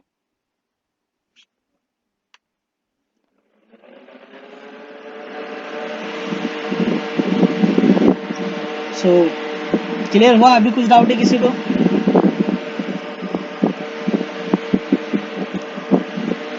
नो सर। हाँ ठीक है, आगे बढ़ते हैं। तो अभी 0 बार के लिए हमने प्रूफ किया। अभी सपोज y इज मेरा नॉन जीरो वेक्टर, तो suppose that y is non zero vector है। अब नॉन जीरो वेक्टर के लिए भी मुझे यही चीज प्रूफ करनी है, y equal to non zero के लिए भी ये होल्ड होता है करके। ठीक है, एक्चुअली यहाँ पे ऐसा 0 0 लिख देते तो ज़्यादा बेटर होता है, यहाँ पे भी 0 कर दो और यहाँ पे भी 0, ताकि कंफ्यूजन ना हो। अभी y equal to non zero vector के लिए भी हम ये चीज़ प्रूफ करेंगे मतलब ये वाला कौन सा, ये ये ऊपर वाला ये part, this is true for all y belongs to Rn के लिए प्रूफ करना था ना, मतलब y equal to 0 non zero सबके लिए मुझे ये बताना है ना कि ये और ये इक्वल है दोनों। ठीक है, so now we assume that y is non-zero vector, so define h equal to k into y, define h equal to k into y for some k is non-zero vector। तो आप यहाँ पे एक बार थोड़ा ध्यान में रखना कि h equal to k into y मतलब क्या है, यहाँ पे k क्या है मेरा, स्केलर है, मतलब रियल नंबर है। ठीक है, और y क्या है मेरा, वेक्टर है। वेक्टर स्पेस के अंदर आर एन क्या होता है मेरा, आर एन मेरा वेक्टर स्पेस होता है ना, तो कोई भी वेक्टर्स, तो पहला जो नंबर होता है वो स्केलर होता है ना, फिर दूसरा वेक्टर। वेक्टर इंटू वेक्टर का मल्टीप्लीकेशन थोड़ी होता है, वेक्टर इंटू वेक्टर का मल्टीप्लीकेशन होता है क्या, नहीं ना। तो के जाहिर सी बात है मेरा क्या होगा, स्केलर होगा, और वाई क्या होगा मेरा, वेक्टर होगा। मतलब के मेरा रियल नंबर होगा और ये वाई क्या होगा मेरा, एन टप्पल होगा। ठीक है, तो कोई कोई स्टूडेंट लोग क्या है इसको सोचते हैं ये भी मेरा एन टप्पल है और ये भी मेरा एन टप्पल है करके, नहीं, ये मेरा रियल नंबर है और ये मेरा एन टप्पल वेक्टर है। So we define h equal to k into y for some k is non-zero real number. So norm of h equal to क्या होगा मेरा, norm of, norm ले लिए दो both the side, norm of k into y equal to mod of k into norm of y। ये कैसे, ये norm का प्रॉपर्टी, इसके अलावा बाहर आ जाता है ना, mod of k into norm of y। So norm of h, norm of h क्या था मेरा, लेस देन r। देखो norm of h less than r यहाँ पे डिफरेंशिएबिलिटी की डेफिनेशन में, डिफरेंशिएबिलिटी की डेफिनेशन में क्या होता है, norm of h is less then r होता है ना, मतलब वेरी वेरी स्मॉल क्वांटिटी। ये r कहाँ से आ रहा है, ये r इसका रेडियस है, norm of H is less then r होता है, तो norm of H is less then r, तो वही चीज़ यहाँ पे है। Since norm of H is less then r, क्यों, बिकॉज फंक्शन डिफरेंशिएबल गिवन है ना, तो norm of H less than r होगा ये मेरा। तो gives the, this gives mod of k into norm of y भी क्या होगा मेरा, लेस देन r हो जाएगा, बिकॉज ये दोनों सेम है ना, इसीलिए अगर ये लेस देन r है तो ये भी मेरा लेस देन r हो जाएगा। तो इन अदर वर्ड्स, अदरवाइज आप ऐसा भी कह सकते हो कि norm of h tends to zero if and only if k tends to zero होगा। ठीक है, जस्ट मैकेनिकल कैलकुलेशन है ये, इसका यहाँ नीचे यूज होगा करके लिखा हुआ है ये, नीचे यहाँ कैलकुलेशन में यूज होगा इसका, यहाँ पे इधर इसका यूज होगा। तो खैर, तो अभी हम आते हैं कि फंक्शन क्या है मेरा, डिफरेंशिएबल है। ठीक है, डिफरेंशिएबल है तो मैं क्या लिखूंगा, देखो डिफरेंशिएबल है तो हम क्या लिखते हैं, डेफिनेशन, डिफरेंशिएबल आइटी का ये डेफिनेशन लिखते हैं ना। तो यहाँ पे h के जगह पे मुझे क्या लिखना है, k इंटू वाई लिखना है बस, h के जगह पे k इंटू वाई। क्यों, क्योंकि h इक्वल टू मैंने क्या एज्यूम किया हूँ, k इंटू वाई है करके, ये मैंने एज्यूम किया हूँ, h इक्वल टू क्या है मेरा, k इंटू वाई। तो यहाँ पे h की जगह पे आप k इंटू वाई लिख दो, k into y, k into y, k into y करके ये लाइन में k इंटू वाई लिख दो, तो आपको क्या मिलेगा, आपको ये वाला लाइन मिल जाएगा। ठीक है, F of A plus k into y, मतलब जो डेफिनेशन है वहाँ पे बस एच की जगह पे के इंटू वाई मैंने पुटअप किया है, क्योंकि h equal to k into y मैंने डिफाइन किया है इसीलिए। F of A plus k into y, this is equal to F of A plus t of k into y plus mod of k into norm of Y into e of A comma k into y. मतलब यही जो line है मेरा, इसमें just H की जगह पे के इंटू वाई, के इंटू वाई, के इंटू वाई, के इंटू वाई लिखना है बस, और कुछ नहीं, तो सिंपल, बस इसकी जगह पे, एच की जगह पे के इंटू वाई लिख दो इस लाइन में, तो आपको ये लाइन मिलेगी। ठीक है, तो ये लाइन मिल गई, उसके बाद क्या करना है, इसको आपको एफ ऑफ ए को इस साइड में लेकर आ जाओ। ठीक है, तो F of A plus k into i same as F of A plus k into this k common, because k बाहर क्यों आ रहा है, बिकॉज ये मेरा लीनियर ट्रांसफॉर्मेशन है ना, तो लीनियर ट्रांसफॉर्मेशन प्रॉपर्टी क्या है, t of alpha into x, alpha into t of x होता है, तो वैसे के बाहर आ गया, k into t of y plus mod of k plus norm of, बाकी सब एज इट इज सेम रहेगा। ठीक है, तो इसके बाद ये एफ ऑफ ए को इधर पे लेकर आ जाओ, तो F of A plus k into Y minus F of A equal to k into t of y plus ये term as it is mod of k into norm of Y into e of A comma k into y. ये कहाँ से आ रहा है, सब original definition से, वहाँ पे जस्ट एच की जगह पे के इंटू वाई रखना है हमें इक्वेशन 1 में। So now both this are divided by k, F of A plus k into Y minus F of A divided by k, तो यहाँ पे क्या बचेगा, t A of y divided by k कर दो, तो बचेगा क्या, norm of mod of k divided by k into norm of Y into e a of k into y, मतलब a comma k into y ऐसे भी लिख कर सकते हो। So taking limit k tends to zero on both this side, taking limit k tends to zero on both this side, तो जैसे limit k tends to zero apply करोगे तो क्या मिलेगा मुझे, limit k tends to zero this term, limit k tends to zero, limit k tends to zero, तो अब इसका limit k tends to zero, तो ये as it is t of Y मिलने वाला है, क्योंकि यहाँ पे k वाला टर्म है ही नहीं टी ऑफ वाई में, तो ये एज इट इज रहेगा, और ये क्या हो जाएगा, ये आपका जीरो हो जाएगा। क्यों, बिकॉज हमें पता है कि एज दिस, ये कब जीरो होता है मेरा, जब k इंटू वाई मेरा जीरो पे जाएगा, इसी के लिए ये भाषण लिखा होता है, ये जो ऊपर वाली लाइन है, नाम of H tends to zero if only if k tends to zero ना, तो ये वाला चीज़ यहाँ से मिला है मुझे कि ये एरर फंक्शन जीरो पे कब जाएगा मेरा, जब मेरा के जीरो पे जाएगा तभी जाएगा ना, क्योंकि के जीरो पे जाएगा तो ये वेक्टर जीरो पे जाएगा, ये वेक्टर जीरो पे जाएगा, इसका मतलब एरर फंक्शन कहाँ जा रहा है मेरा, जीरो पे जा रहा है, तो this is goes to zero, तो बचने वाला टर्म क्या है मेरा, सिर्फ टी ए ऑफ वाई बचेगा, यहाँ पे क्या बचेगा, सिर्फ टी ऑफ वाई। ठीक है, ये क्या हो जाएगा मेरा, जीरो हो जाएगा। कैसे जीरो होगा फिर एक बार और बताता हूँ। ठीक है, फॉर टाइम बिंग के लिए सपोज ये मेरा एच है, समझ में नहीं आ रहा है तो समझो कि ये मेरा एच है। तो अब मुझे ये पता है कि as h tends to zero, तो ये वेक्टर कहाँ जाता है, ये एरर फंक्शन कहाँ जाता है, जीरो पे जाता है as h tends to zero. तो वही उसी तरीके वही लॉजिक यूज करना है कि अगर के इंटू वाई मेरा जीरो पे जा रहा है तो ये एरर फंक्शन जीरो पे नहीं जाएगा, कि एरर फंक्शन भी जीरो पे जाएगा ना। तो मुझे यही बताना है कि अगर के टेंस टू जीरो है तो मेरा के इंटू वाई भी कहाँ जाता है, जीरो पे जाता है करके। तो के टेंस टू जीरो अगर हो रहा है तो अगर के इंटू वाई भी फिर कहाँ जाएगा, मेरे जीरो पे जाएगा ना। के अगर जीरो पे जा रहा है तो के इंटू वाई भी क्या होगा, मेरा जीरो पे जाएगा। कैसे कैसे उसका भी लॉजिक है, उसका भी लॉजिक है। कैसे कैसे वो भी बता सकता हूँ मैं कि देखो के अगर जीरो पे जा रहा है तो के इंटू वाई दिस वेक्टर ये जीरो पे क्यों जाएगा, उसका रीजन भी है कि आपको पता होगा जीरो इंटू जीरो स्केलर है ना, zero into any vector equal to क्या होता है, मुझे ये बताइए।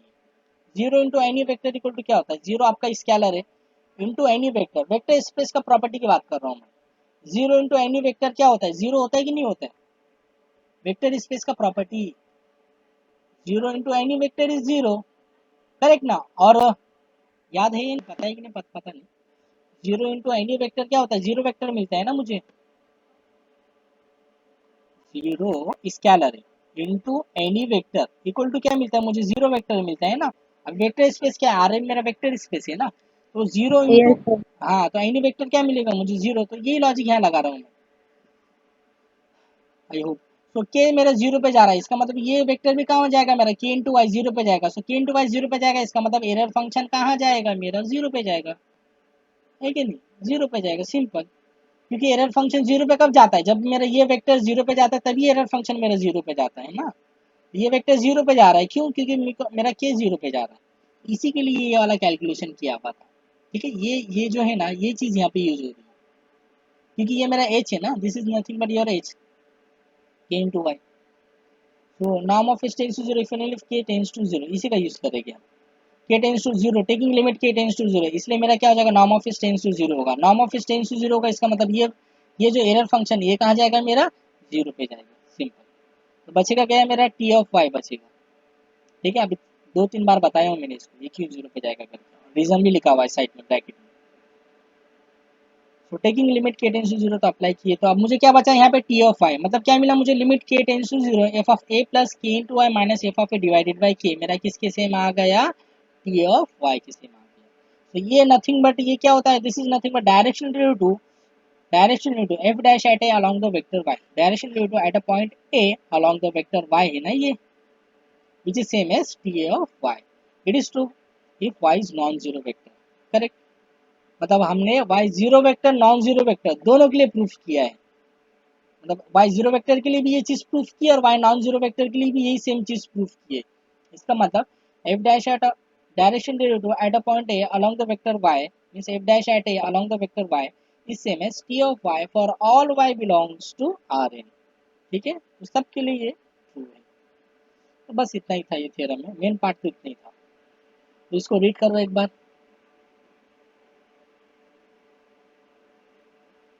कहाँ से रीड करोगे, ऊपर से, यहीं से रीड करो, चलो ठीक है।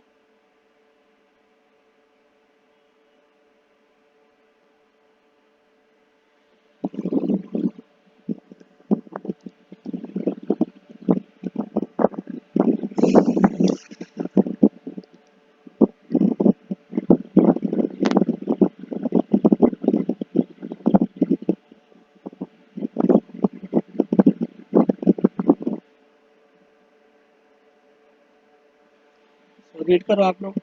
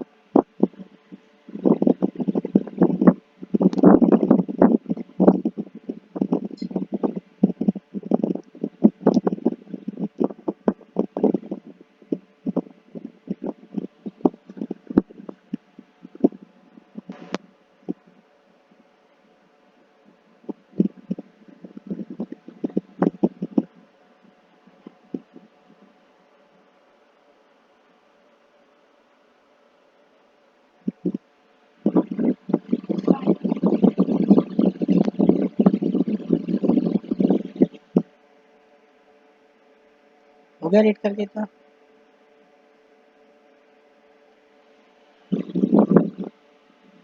हो गया तो स्लाइड नीचे कर देता हूँ।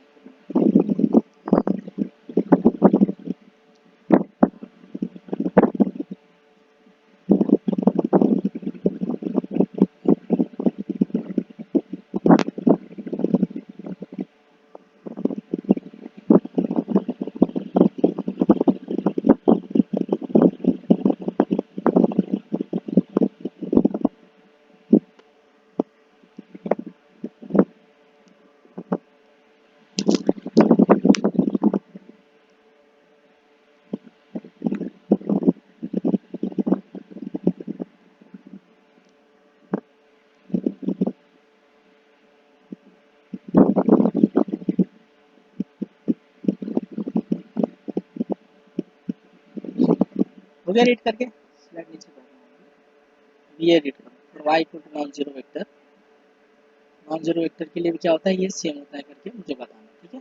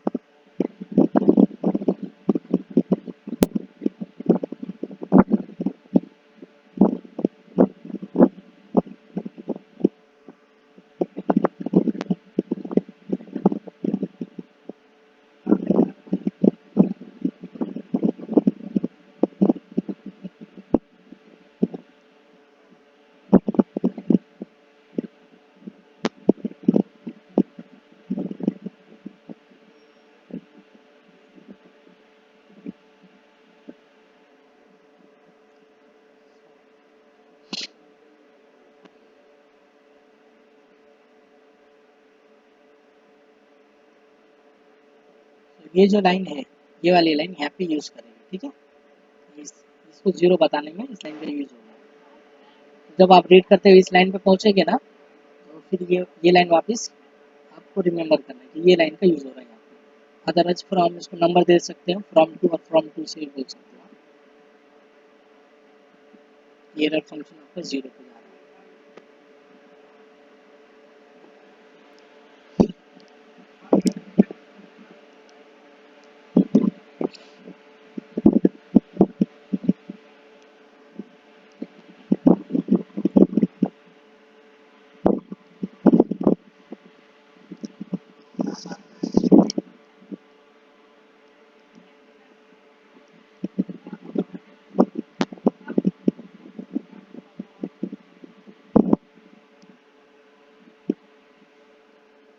तो हो गया रीड करके?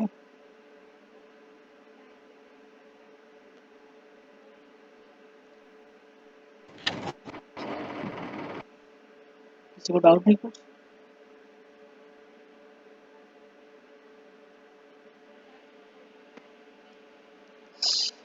तो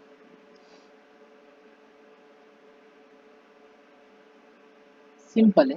तो एक बार फिर और मैं इसको रिवाइज करवा देता हूँ। थ्योरम एक्चुअली इतना ही था, ठीक है? 5 मार्क्स के लिए आया तो आपको इतना ही लिखना है। अगर 6 मार्क्स के लिए एग्जाम में आता है ना, जैसे 6 मार्क्स के लिए, तो उसके लिए नीचे के जो है आपको नीचे का कैलकुलेशन भी करना पड़ेगा फॉर 6 मार्क्स के लिए, ठीक है? तो ये वाला कैलकुलेशन मैं नेक्स्ट लेक्चर में बताऊंगा, क्योंकि अभी बताऊंगा तो आप लोग कंफ्यूज हो जाओगे। तो मैं ज़्यादा कंफ्यूज नहीं करना चाहता। इसको एक बार और रिवाइज करवा देता हूँ ताकि पक्का हो जाए अपना आप लोगों को एकदम। ये वाला for y equal to non zero vector. देखो कैसा करना है, अभी इसको एग्जाम में जैसा लिखना है मुझे, तो कैसे सोचूं, मुझे कैसे लिखना है करके मैं कैसे सोचूंगा। ये देखो, मुझे ये बताना है कि एफ डैश एग्जाम में कैसे लिखे, मतलब लिखते टाइम कैसे सोचना है कि प्रूफ मुझे, मतलब क्लिक हो मेरे माइंड में कि कैसा मुझे प्रूफ लिखना है, स्टेप्स वो मैं बता रहा हूँ आइडिया, कि आपको रिवर्स, हमेशा रिवर्स सोचने का, कि मुझे ये बताना है कि F dash at A along y equal to T of y, मुझे ऐसा कुछ बताना है। तो इसका मतलब आपके दिमाग में ये बात आ जानी चाहिए कि F dash at A along y किसके इक्वल होता है, लिमिट के tends to zero F of A plus k into Y minus F of A divided by k, ये इसके इक्वल होता है ना। मतलब मुझे एच के जगह पे कहीं ना कि के इंटू वाई वेक्टर लेना पड़ेगा डेफिनेशन में, समझ में आ रहा है। एच की जगह पे मुझे कहना कि के इंटू वाई वेक्टर लेना पड़ेगा, तो ऐसा आप उसको ध्यान में रख सकते हो, के इंटू वाई वेक्टर मुझे लेना है करके, समझ में आया। तो इसीलिए आप क्या करोगे फिर, H equal to k into Y definition में लिख दोगे, H equal to k into y. तो H equal to k into Y ले लिया आपने, तो नाम तो अप्लाई कर दो, बिकॉज नाम तो लगने वाला है, इसलिए नाम ले लेते हैं, ठीक है। नाम नाम नाम अप्लाई किए बोथ दी साइड में, नाम ऑफ इस लेस देन आर है तो गिवन ही रहता है डेफिनेशन में डिफरेंशियबिलिटी के, इसलिए मेरा जो नाम ऑफ वाई होगा वो भी लेस देन आर होगा। फिर ये लाइन का तो इतना यूज नहीं है, बट इसका यूज है। सो नाम of S tends to zero if and only if k tends to zero, क्यों, बिकॉज नाम of S tends to zero, दो बोथ दी साइड अप्लाई करो आप, लिमिट नाम of S tends to zero, तो ये अगर जीरो पे जा रहा है तो ये वेक्टर भी मेरा कहाँ जाएगा, जीरो पे जाएगा ना, वेक्टर जीरो पे जा रहा है। और नाम ऑफ वाई मेरा क्या है, मेरा basically this is less than r है, तो मेरा के ये कब पॉसिबल है, this is tends to zero, जब मेरा के टेंस टू जीरो होगा तभी पॉसिबल होगा ना ये मेरा। तो ये जो है इस वेक्टर का जो नाम है, मीन्स लेंथ बोल सकते हो या मैग्नीट्यूड, ये मेरा जीरो पे जा रहा है, ये जीरो पे जा रहा है, इसका मतलब इस साइड वाला वेक्टर भी जीरो पे जा रहा है, ये जीरो पे जा रहा है, मतलब जो स्केलर होगा जाहिर से बात है वो मेरा जीरो पे जाएगा तभी पॉसिबल है, नहीं मेरा जीरो पे जाएगा, है कि नहीं। So this is vector is goes to zero because y तो मेरा नॉन जीरो वेक्टर अज्यूम करके रखा हुआ है, तो y तो मेरा कुछ भी हो सकता है, बड़ा वेक्टर मे बी 2,3 4,5, अगर आर स्क्वायर की बात करूँ तो मेरा के जीरो पे जाएगा, norm of is tends to zero, ठीक है। सो सब डेफिनेशन में, इसलिए हम डेफिनेशन में एच की जगह पे के इंटू वाई लिखेंगे, मैंने बताया पहले कि क्यों लिखना है के इंटू वाई करके, तो मुझे वो मिलेगा f dash at A along y मिलेगा ना अगर मैं रखूँगा। तो F of A plus k into y equal to F of A plus t of k into y plus mod of k into norm of H into a comma k into e. ये कैसे मिला वो भी दिखाता हूँ मैं, देखो ये यहाँ पर हाई डेफिनेशन आपका ये है ना, तो ये एफ ऑफ ए के इंटू वाई हो गया, ये भी एफ ऑफ ए, यहाँ पे भी के इंटू वाई आ गया, ठीक है, एच की जगह पे यहाँ पे भी के इंटू वाई आ गया, तो मॉड ऑफ के आ गया, नॉर्म ऑफ वाई बचेगा, तो यहाँ पे भी क्या आ जाएगा के इंटू वाई, बस वही चीज़ें यहाँ पे लिखी हुई है, ठीक है। F of A plus k into y equal to F of A plus t of k into y plus mod of k into norm of Y into e of error function है e of A comma k into y, that is from equation 1। तब इसके बाद t m l linear transformation है तो इसको आप common ले सकते हो k into t A of Y करके, अब इसको इस साइड में लेकर आ जाओ, क्यों लेकर आओगे, बिकॉज मुझे F dash at A along Y चाहिए ना, तो उसके लिए मुझे क्या लगता है, ये वाला फैक्टर तो लगता है ऊपर ना, इसलिए हम इसको इस साइड में लेकर आएंगे, ठीक है।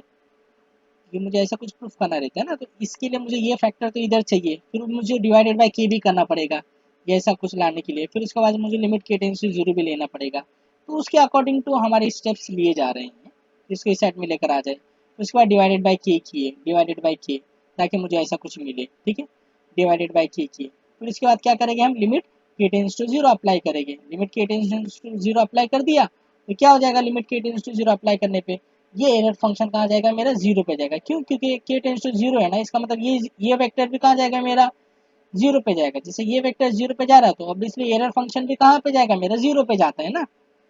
अगर एच मेरा जीरो पे जाता है तो ई ऑफ एच कहाँ जाता है, जीरो पे जाता है ना, तो ये वेक्टर अगर जीरो पे जा रहा है इसका मतलब एरर फंक्शन भी कहाँ जाएगा, मेरा जीरो पे जाएगा, तो ये तो पूरा जीरो गया, तो बचा ये सिर्फ टी ऑफ वाई बचा, तो इसलिए लिमिट के tends to zero F of A plus k into Y minus F of A divided by k इसे means t A of Y, और this limit is nothing but f dash at A along y. समझ में आया कैसा किए, मतलब जो हमें जब प्रूफ लिखना रहता है ना एग्जाम में, तो हमेशा रिवर्स सोचने का, रिवर्स, अगर रिवर्स नहीं सोचोगे तो क्या करना पड़ेगा, आपको बाय हार्ट करना पड़ेगा ना काफ़ी चीज़ें, तो बाय हार्ट करने की हैबिट मत करो, कि आपको या तो मतलब बेसिकली आप जो आपका गिवन डाटा है उसका यूज़ करना है, और हमेशा प्रूफ एग्जाम में लिखते टाइम दो चीज़ का ध्यान रखना है कि मुझे क्या गिवन है, मतलब मुझे डिफरेंशियबिलिटी गिवन है और मुझे क्या प्रूफ करना है, क्या गिवन है और क्या प्रूफ करना है, ये दोनों के बीच का पार्ट आपको लिखने आना चाहिए। कभी भी आप कोई भी थ्योरम का होना, कोई भी थ्योरम का प्रूफ आपको लिखना है तो आपको क्या होना चाहिए, क्या गिवन है ये चीज़ हमेशा ध्यान में रखने का, और क्या मुझे प्रूफ करना है ये ध्यान में रखने का। अगर आपको पता है कि ये मुझे प्रूफ करना है तो इसका रिवर्स सोचने का कि ये प्रूफ करने के लिए मुझे क्या क्या चीज़ें लगने वाली है, थोड़ा रिवर्स सोचने का, ठीक है।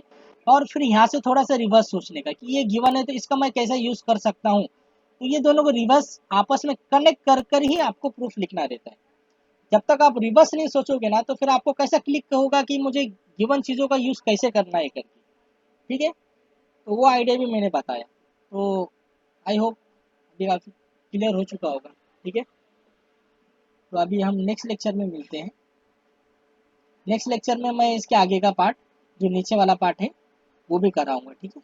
ये आपको अगर 6 मार्क्स के लिए आया तो ये वाला पार्ट लिखना है, वो मैं नेक्स्ट लेक्चर में बताऊंगा। इजी है, ज़्यादा डिफिकल्ट नहीं है। यहाँ तक आई होप क्लियर हो गया होगा, ठीक है। तो फिर रखता हूँ। सर हम लोग का ये जो एक्सटर्नल एग्जाम होने वाला है वो हाँ सेमेस्टर 1 का हाँ, अभी नोटिस आया कि 10 तारीख से स्टार्ट हो रहा है, तो सर कहाँ तक आएगा फिर उसमें? कौन से 10 तारीख? यही अप्रैल। अप्रैल के 10 तारीख से एक्सटर्नल एग्जाम? हाँ सर, अभी जस्ट नोटिस आया हम लोग के ग्रुप में। और पोर्शन कंप्लीट हुआ है क्या सब सर लोग का? नहीं सर, अभी तो दो सबका सेकंड यूनिट, किसी का स्टार्ट हुआ है किसी का एंड हुआ है, वही चल रहा है। मैं दत्ता सर से बात करता हूँ क्या है क्या नहीं। अभी 10 अप्रैल को आया है ना, मैं बात करता हूँ सर से, ठीक है। मैं बात करके बताता हूँ फिर आप। Yes, हाँ, इतने जल्दी कैसे दे दिए लोग? फिर आप लोगों को रीड करके हुआ क्या?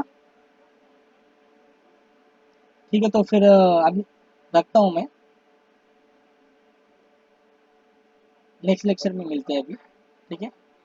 मैं बात करता हूँ। सर आपने ओके। अलग से क्लासरूम बनाया क्या? इसका गूगल क्लासरूम की बात कर रहे हो? हाँ सर, MSc 1 अलग से बनाया क्या आपने? हाँ, मैं देखो ये यूट्यूब पे डाल रहा हूँ मैं, मेरे जो वीडियो है ये यूट्यूब पे डाल रहा हूँ। आप लोग यूट्यूब से देख रहे हो मेरे वीडियोस पे, यूट्यूब। ओके। हाँ, यूट्यूब पे डाल रहा हूँ मैं, तो यूट्यूब से आप मेरे वीडियोस को देखोगे। वहाँ पे अगर आप डालोगे ना तो वहाँ पे आपको मिल जाएगा मेरी वीडियो, वहाँ पे नीचे लिखा हुआ रहेगा this is Fourier analysis, this is आपका एनालिसिस 1। तो आप एनालिसिस 1 का वीडियो देखना, वहाँ पे नाम लिखा हुआ रहता है। Okay sir. हाँ, तो कंफ्यूज होने की जरूरत है नहीं, जैसे नाम लिखा हुआ रहेगा ना वीडियो पे, एनालिसिस 1 है करके। तो रखता हूँ फिर मैं, ठीक है। एग्जाम का मैं दत्ता सर से बात करता हूँ कभी हो रहा है करके, ठीक है। फिर ओके मैं सर। हाँ, फिर मैं आप लोगों को बता देता हूँ कहाँ तक पढ़ना है क्या पढ़ना है। Thank you.